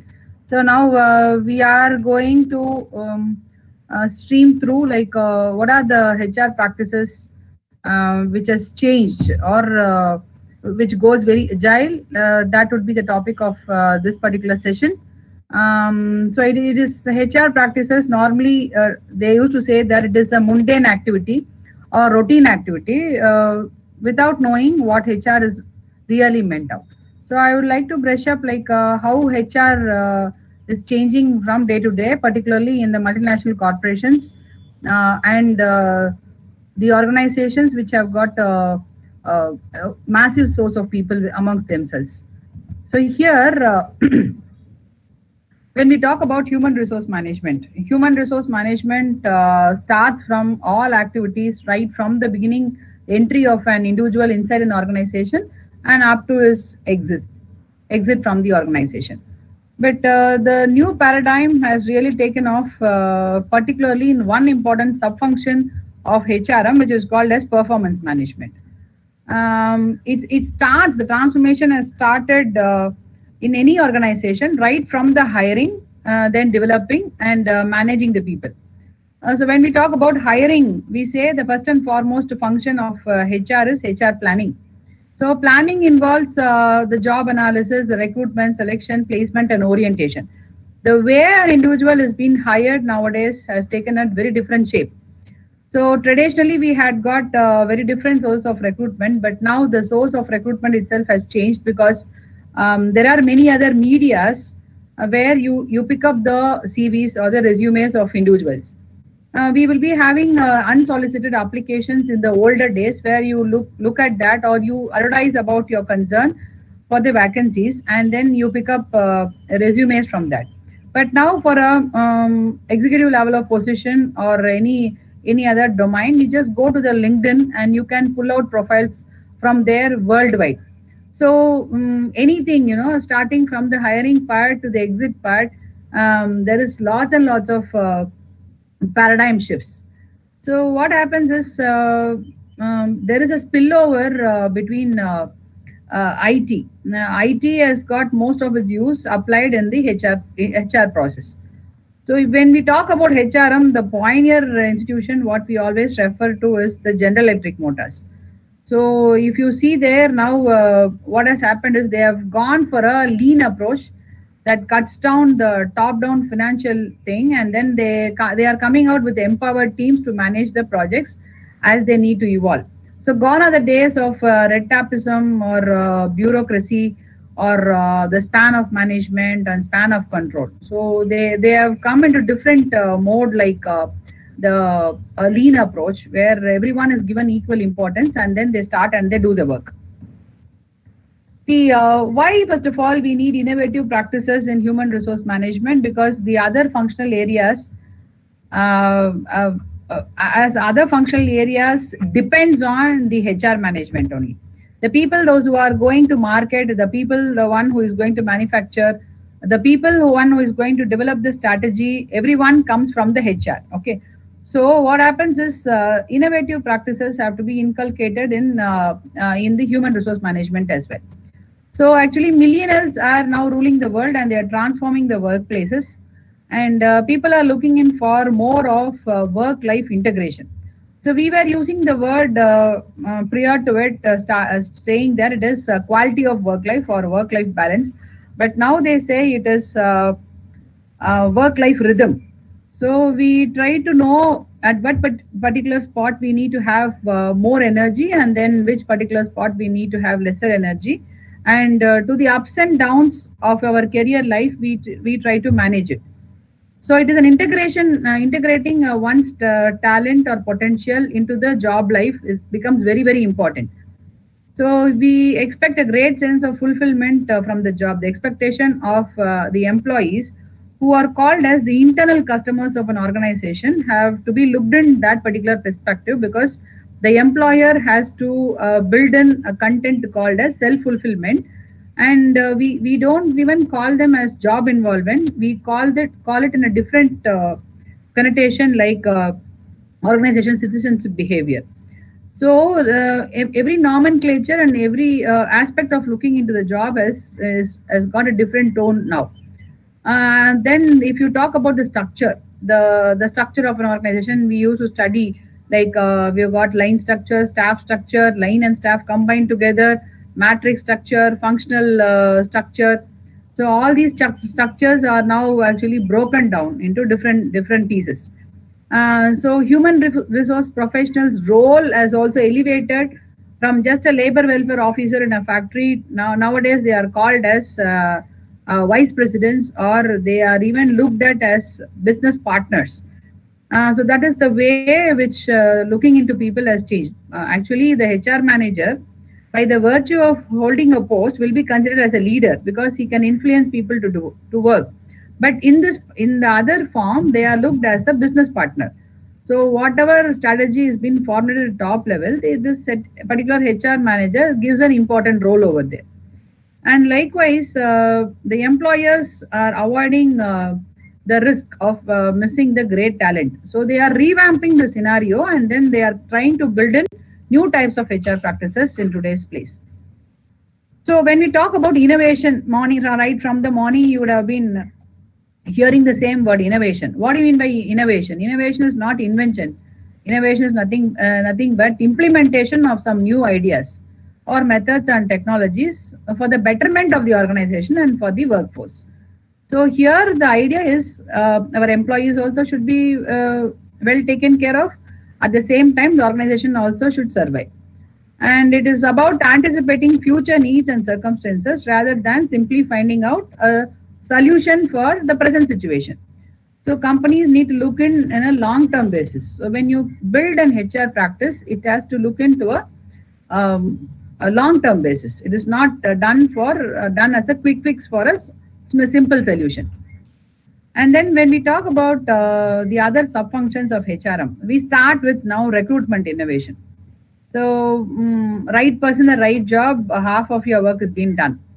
So the recruitment source and then the selection test, everything has got a different dimension now. So an onboarding app is nowadays generated. I will be giving you few meanings or few examples of what's happening in the current world. So they have actually created an onboarding app. Traditionally, after the selection procedure, what they will do is they will take them to orientation. Instead of giving them an orientation part, which involves lots and lots of paperwork, they are having an onboard app where you go and look at the app. You look into all the company's policies, procedures, nomenclatures. Everything can be developed in that app, and it has been created and given to the individual. In orientation, the new entrant will be actually induced into the company. They will message them like, this is the culture, work culture, what we have got, and they will ask them to accommodate themselves into that particular work culture. So nowadays these sort of tools are being used by leading companies, which reduces the paperwork. And then the nomenclature for training has been now changed. It is called as learning and development. So when we call it as training, it is trainer centric.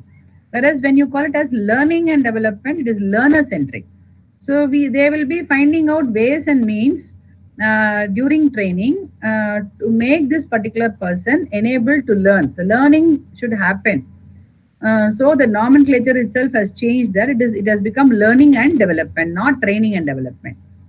And then it is customized to the preferences of each and every individual. Supposing if you take one methodology like lecturing. So lecturing has got its own deficiencies. Supposing you capsule a lecture and give it in a video mode to a person, what happens is anytime and every time he will again hear the lecture. So the lecture method, which is the most insignificant method, could be made as an effective method by recording it and giving it to the individual, so that anytime he can learn from it, recollect from that. Okay, so the same thing has been given a different overtone. Then there has come a new terminology which is called as talent management. Here, this particular talent management dashboards gives the recruiters and the hiring managers a comprehensive overview of their talent. So whoever people work for your organization, it has been put up in a database which is called as Human Resource Information System database. So this particular database will talk about how many people with this sort of skills or this sort of qualifications are here with us, so that there will be potential candidate for the next level of vacancy. And likewise, there is another important subfunction in HR which is called as performance management. So there are many ways of analyzing the performance of individuals. Nearly 14 methods are there: past-oriented method and future-oriented method. And in future-oriented method, MBO is another important method, or assessment center, and 360 performance appraisal. All these things are methodologies. We call it as future-oriented methods. And there are past-oriented methods also, where we have got rating scale, ranking scale. All those stuff will be there in the present-oriented structure. But then this has changed in the performance appraisal, where what they do is it has become like a TQM concept like that. What happens is the performance is being evaluated continuously. So you receive feedback not at the end of the year after everything is done. You will be receiving feedback very frequently, continuously. So many of the companies are coming out with quarterly performance appraisal. Okay, and there are some software tracking which talks about the performance appraisal. Immediately you will be getting what is the score you have earned because of this particular manufacturing part or because of this service segment. They will be giving you the feedback now and then. This feedback mechanism works out in a way that there are some corrective actions so that they don't do it again. So if there is a positive feedback, they get motivated and they work towards it. If there is some sort of negative feedback, then they will correct themselves. Okay, so the feedback has to be given to people. So here what we need to understand is feedback is not a criticism. Feedback is something which talks about that particular activity or the deviation from the activity, what is expected. Okay, so this has been done in a very good way, which we call it as an innovative HR practice. So I would like to tell you usage of this particular thing, which is called as gamification. This gamification in HR is referred to usage of game mechanics and game thinking in a non-game scenario like business processes and environment. So these mechanics are used to solve problems, engage employees, and give them training for them. So you can use this for recruitment, you can use it for training, you can use it for appraisal as well. Okay, there is a hotel which actually employs this particular methodology for potential employees to their website. So by this, you can give a virtual tour about the office and attract them to come and join inside the organization or to get motivated about what they are doing. Okay, so here adding such elements into recruiting toolbox, the younger talents become more interested towards the company and they are more likely to apply for the company as well. Okay, so there will be some sort of job enrichment and some sort of curiosity when you use this sort of modules. Another important thing is there is mandated time off. See, we've got some people who call themselves as workaholics.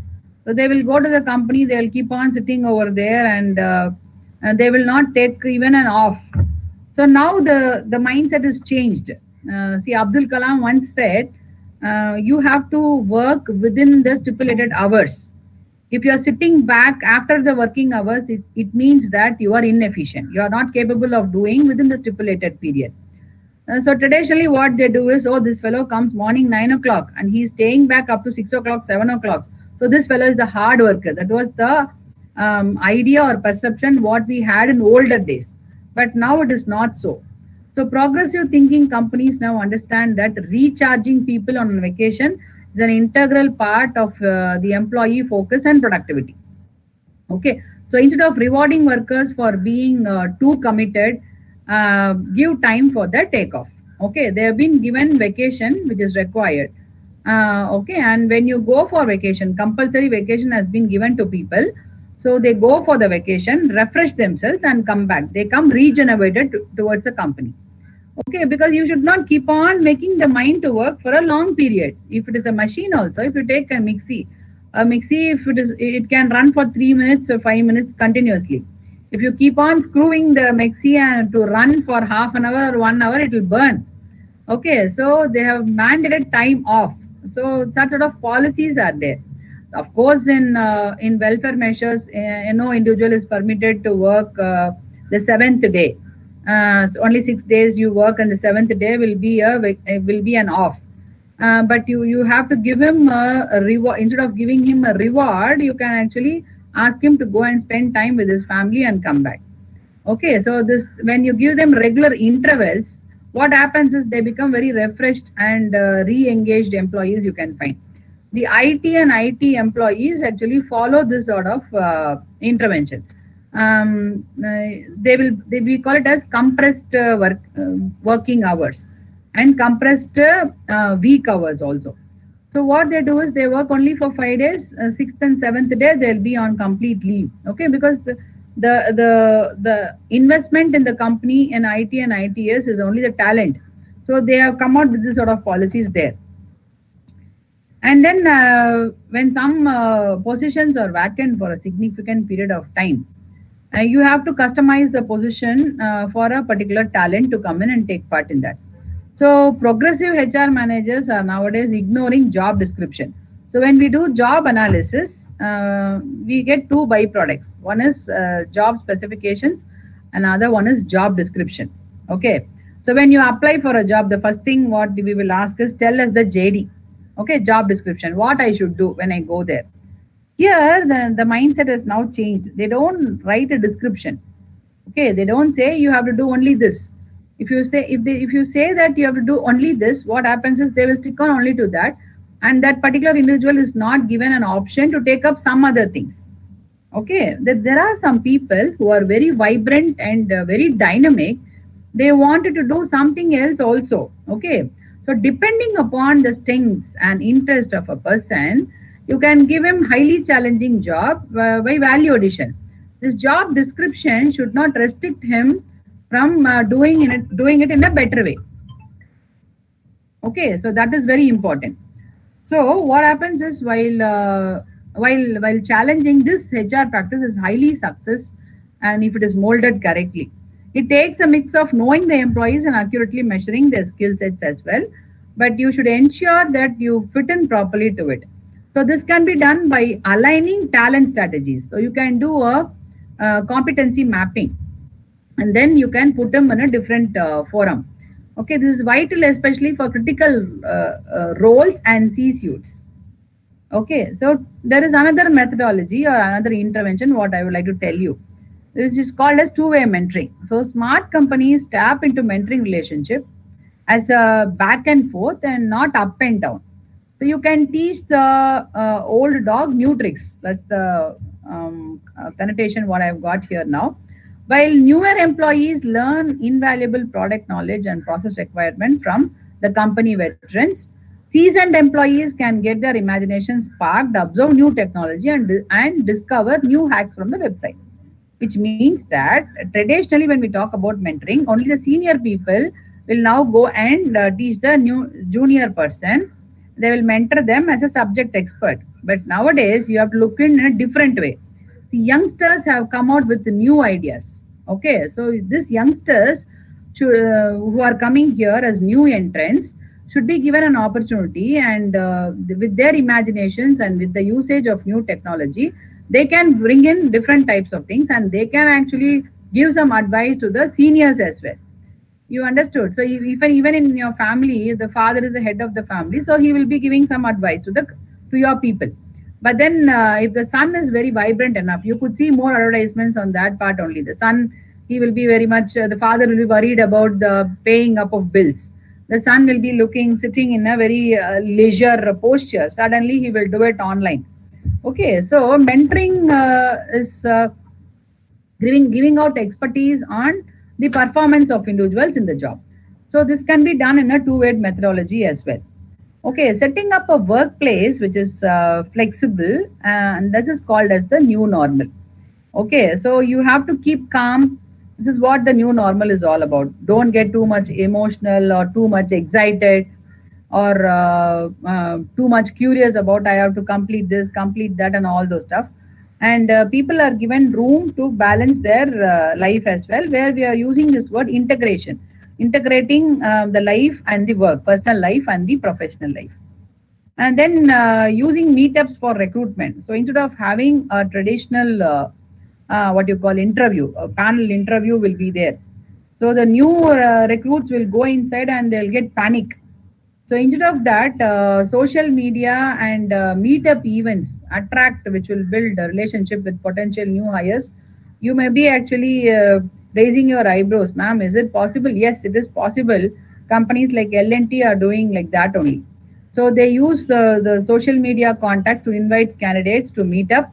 And during the meetups, it will not be in the office setup. They will even meet at the restaurants, and then they mingle amongst each other and they build up a relationship, and then they try to pull them as a best talent inside the organization. What happens is, when we carry on the traditional type of the selection test, like we may be carried away with a person who has got a good communication skill will be able to convince the entire panel members. A person who doesn't have a good communication skill, what happens is in interview, it will take only 5 to 10 minutes. They will decide on whether this candidate is right or not. So when a person doesn't have a good communication skill, what happens is he gets failed in this 10 minutes. But then if you put him in a situation, in a casual situation where he doesn't panic, you may know better about this particular person. So that's the reason why this sort of shift is happening, and you can think about that way of recruitment as well. And then keeping the job as a secret. Companies which are more into research and development and more into IT, and where talent is very much important. So what they do is they keep up certain things in a secret way, and then they give excitement to people. So Apple is well known for keeping their jobs a secret in order to prevent competitors from finding out the details about their next initiative. So some candidates at Apple, they even don't know what is their specific role or job for which they are being recruited. Okay, to which particular back office they are going to work. All these things they will never tell them. So this is also another method of bringing in talented people. So instead of this is not actually going to create a frustration among people, but it will actually boost a positive spirit amongst their employees. Okay, then playing poker. So actually, Susan Haley, who launched the MBA Poker Championship in 2006, a successful charity poker and a recruitment event. So in this event, actually, campus recruitment is one important thing, no, where you go and attract talents for the new entrants. So what she did was she invited business school students and alumni from top universities to mingle with the recruiters. It is actually a talent hunt, job fair. We call it as job fair. But for these companies like Google, Microsoft, and Dell, she made it as an event where she called it as MBA Poker Championship, and the prizes are given and the portion is donated to an association. So while playing, the recruiters were observing the player, looking at their analytical and risk-taking skills, because they are put up in a different type of setup. So this is also time set aside for potential candidates to meet the recruiters, learn about the job opportunities, and submit about their resumes. Okay, it was done in a very different manner. And the other important intervention which we would like to refer here is Zappos, an online shoe store, as an extensive hiring system that consists of telephone interviews and lengthy personal interviews. Okay, candidates who are selected must attend the informal events such as happy hours, and where they interact with the company staff and learn about the work culture. It's very informal. Okay. Those who are selected after the events are given on-board training. At the end of the training, the candidates get an offer to leave also. Okay, for that also they are placed very happily over there.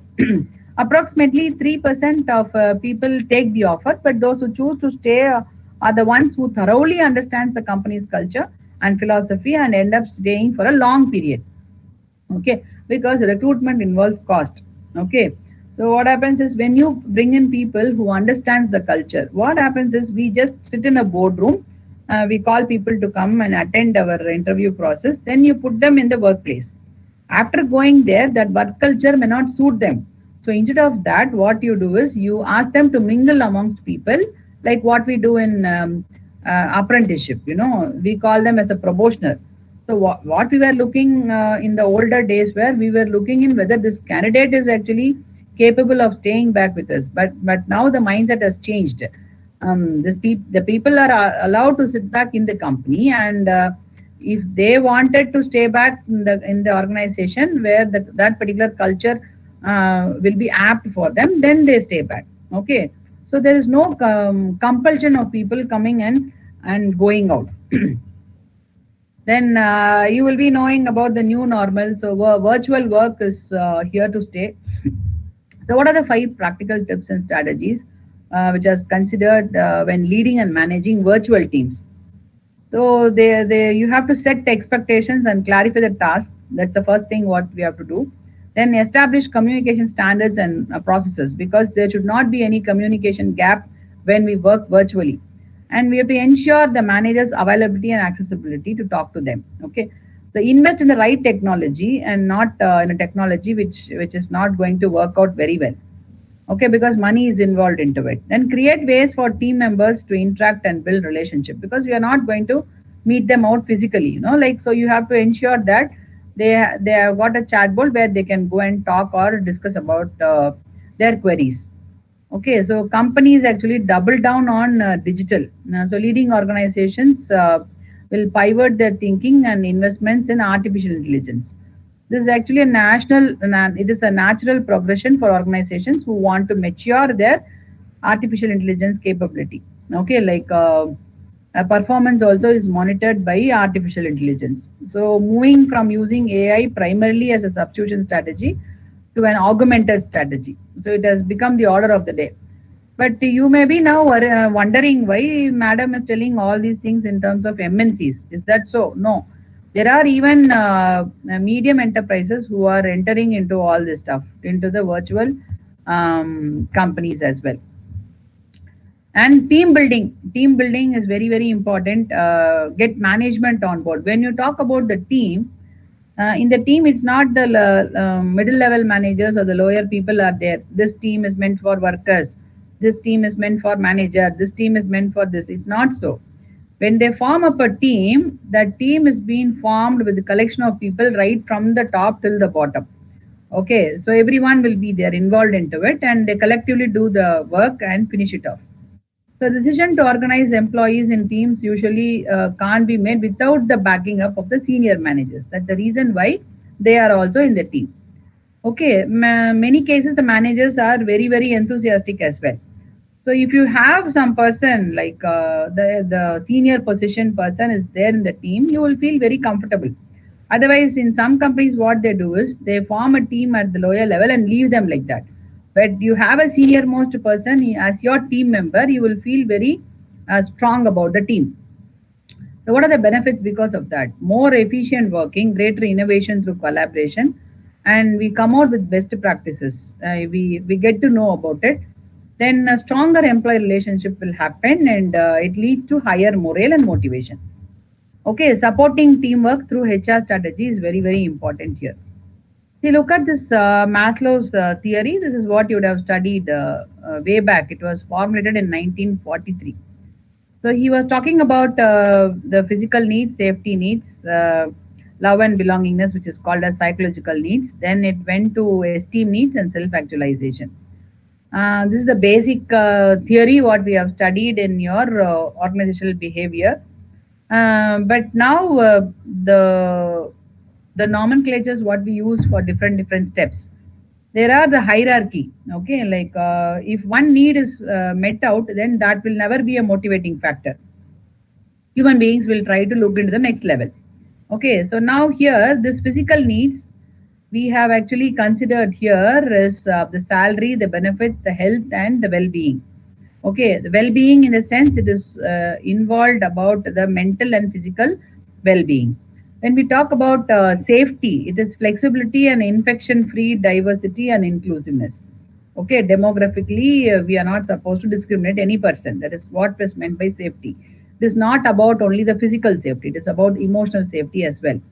Okay, so now you know about this COVID, corona, and all the stuff. So infection-free environment should be there. Infection are toxic means it is not only coronavirus. There are some toxic people also. So you should remove the negative effect from the other person as well when you put them in a group. Okay, then when we talk about the psychological need, it talks about putting people together in teamwork. Psychologically, they feel very safe. Okay, then the next level is the accomplishment of esteem, self-esteem need. So it should be meaningful work, like whatever work you do, it should have some meaning, and there should be definitely progression in the career. Feedback has to be given to them then and there. After a person has worked for so many years together, then you go and tell him, see, all this time you have worked, nothing has done significantly. Then he will definitely sink down. So you should not do that. Then and there itself, for each and every activity, you should say that you are deviating from what has been told to you. He will come to his track. Okay, that is how you have to take people to the next level. Otherwise, the esteem need will be at a stake. Okay. Then the final level of need, what anyone would like to achieve is the self-actualization need. In Tamil, we call it as mukti. Okay, self-actualization, self-realization. The mission and the purpose of our life, our personal growth, the career should get accomplished because of the job what we are doing. Okay, this is how the Maslow's theory is redefined. So actually employee experience before coronavirus and after coronavirus, that also we have to look into. This is also redefined. So traditionally they were looking in for wellness program, then stock options, then employee feedback, health club fees, financial fitness, all these things were there before coronavirus. Okay, but now after coronavirus, experience is redefined. Work at home, the traffic pattern, desk protection, office space, then family attestation, then PEP mask, and then resilience of leaders, then loneliness, infection reporting, then daily productivity, common areas, family leave, travel policy, counseling. All these things have changed. We have never even imagined about this. Have we ever imagined about having a virtual conference, three people from three different area coming and talking to you who are sitting in down south of India? It was not possible, like lots and lots of restrictions were there. But this new normal has brought in different positive things as well. Okay, so data becomes the new currency. Nowadays, data is called as crude oil. Okay, crude oil was the countries, Gulf countries are very rich because they have got crude oil. But nowadays, data has become the new currency. Okay, so based on the data only, we make decisions. So data are available anywhere and everywhere. So the HR professionals also make decisions based on the data. So it becomes something unequal as opposed to opinion, judgment, and other things. But as a profession, it has developed into the world, and HR function also makes some decision based on the data what you have got. For example, predictive analytics is being used to predict the success rate of individuals working inside the organization. Okay, and likewise, who is going to join inside the company based on the comments what you give in your Twitter or what you give in your other social media package. The psychometric analysis of individuals can be done. Okay, so DEI receives the major focus: diversity, equity, inclusion. So we always have this option like united we stand, divided we fall. Though, see, you have to remember only one thing. In any workplace situation, all five fingers are not the same. Okay, even in statistics, we say that it is an inverted bell-shaped curve. One will be like this only. Okay, a curve will be there, a sinusoidal curve will be there. But everyone will be different only. But then you have to consider everyone equal. Okay, so over the years, companies are facing this thing, but now this sort of initiation has come in. There is diversity, but you have to bring in equality and inclusion so that they attain the common goal. The goal of an individual and the goal of the organization should go in the same track. Only then a sense of belongingness will come to an individual and they become more committed and they stay back inside the organization.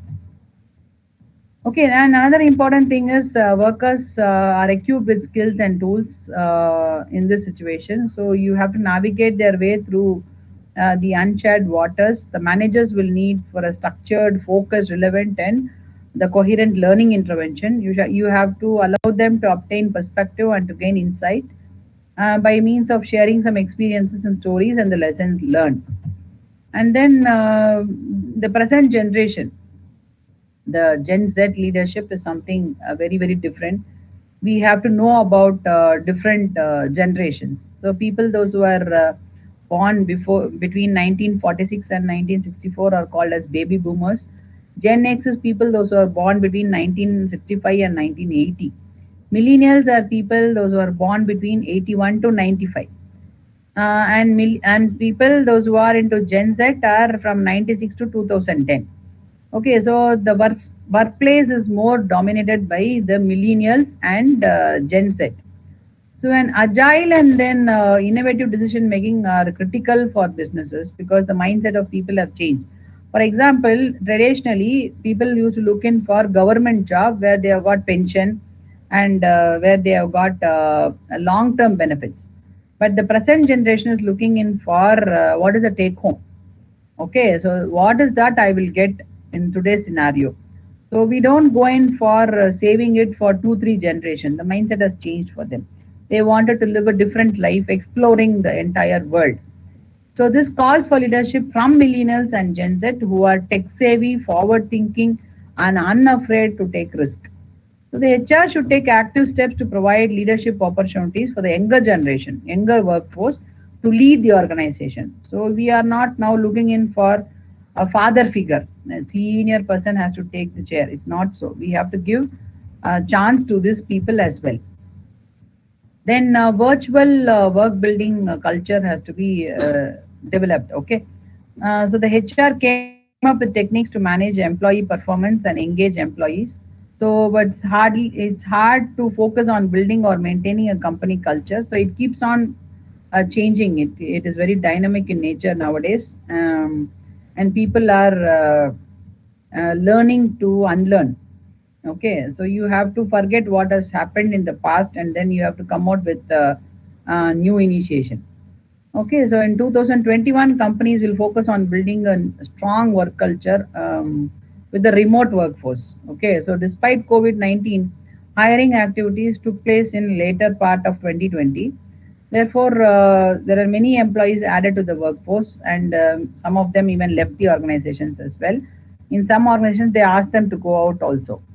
So no matter what your HR policies are, but you have to start hiring people looking at the person at the right place. The matchmaking is very, very important, and people who fit in the organization only, they have to stay back, and we have to have a strategy of shedding or right sizing the organization if they don't fit into our culture, or if they don't fit into the meeting out the objectives or the strategies of the organization. So HR design is a strategic focus actually.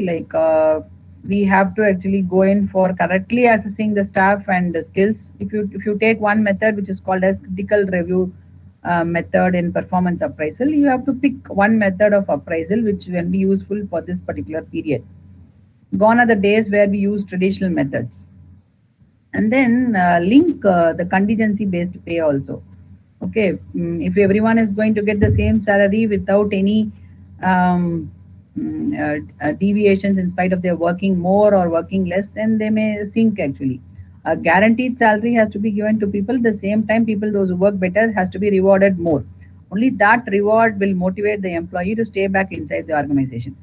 So Adam's equity theory also talks about that only. So we have always the mentality of comparing ourselves to others.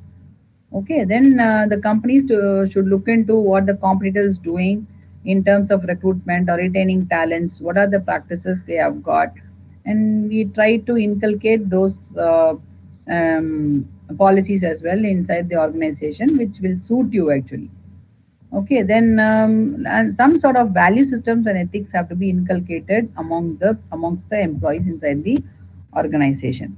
So change and development are the sides of the same coin. Okay, so we have to handle resistance with patience. So we should have a grievance redressal mechanism which can be now converted into open door policy. Then managing conflicts. Conflict is nothing but a difference of opinion. But difference of, supposing I will tell one way of doing things, the other person will tell another way of doing things, but there may not be any personal vengeance between these two. So we should understand for what there is difference of opinion, and this different opinion will lead to some constructive upcoming of the organization, then that has to be entertained actually. Then you have to deal with the setbacks, protect the team, and look ahead. So to sum up, I would like to tell you that renewed dedication to areas such as employee experience and virtual work, the mental health, all these things have to be taken into consideration. We have to bring in team spirit, to design the team, make the team evolve into it, where we have got the higher position also to be in the team. And then we have to move to the digital will where you can meet lots and lots of challenges, and you can leverage the data what you have got with this. So when we have a vacancy, if you have a database, we can find out whether we are going to put an employee from our own place or we are going to bring some other person. So HR will also help driving the success through guidance in a different way, the two-way mentoring system. And finally, in the wake of so many life-altering changes, the presence of confused future, the companies have to rethink on the uniqueness of any issues which will define whether it is better one or if it is a worse one. Then it is now an exciting time for HR. And if we look in for new ideas, then definitely we can bring in some change and some personal growth amongst individual also. So HR has to be taken as assets, not as a liability. Okay, and then this present scenario calls in for more of humanitarian approach towards the people and not into more of compulsive mode, because it is a new normal. So I think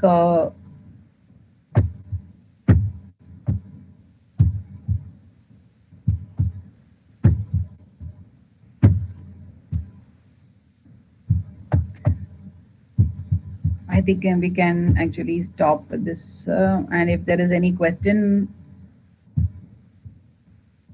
then I would like to take the questions from you. If there is any questions from your side, I would like to take the questions.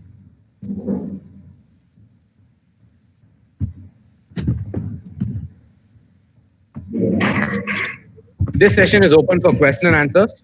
If there are any questions for students, please carry on.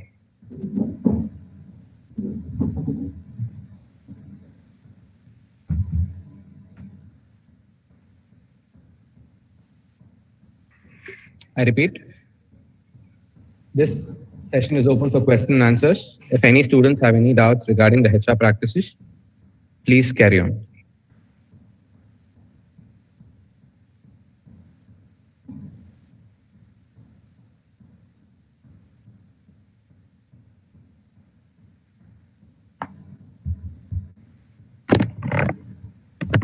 Okay, if there is no, is there anything in the chat box? No, ma'am, no, ma'am. That's feedback link only. Okay. Yeah, if there is no question, then we would wind up the session. Yes, ma'am, yes, ma'am. We will wind up it, ma'am. We will wind up it. Thank you, ma'am. Thank you.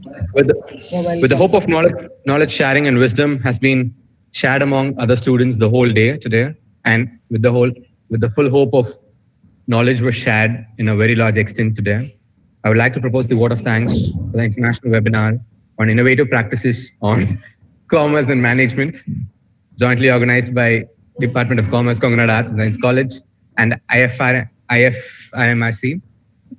I would like to thank our Director and Secretary, Dr. C.A. Vasagi ma'am, and Principal, Dr. M. Lakshmanaswamy sir, for giving us this opportunity to conduct a wonderful webinar. I'd also like to thank our CEO, Dean Academics. I would like to extend my gratitude to Dean, Dr. T. Vijayakumar sir, Dean, School of Commerce and Management, Congo Arts and Science College, Dr. S. Uma ma'am, Head, Department of Commerce, and all the respected staff members of Department of Commerce. Lastly, I would like to thank all my fellow friends for patiently listening to the whole session from morning. Thank you all. Small announcement. Feedback link has been posted in the chat box. Certificates will be provided by Tuesday. Please enter your correct email ID, as the certificates will be sent through your email ID. I repeat, certificates will be sent by Tuesday. Please enter the correct email address on the feedback link. Thank you. Ma'am, thank you so much for your address, ma'am. It's so informative. Thank you, ma'am. Thank you. Thank you, everyone.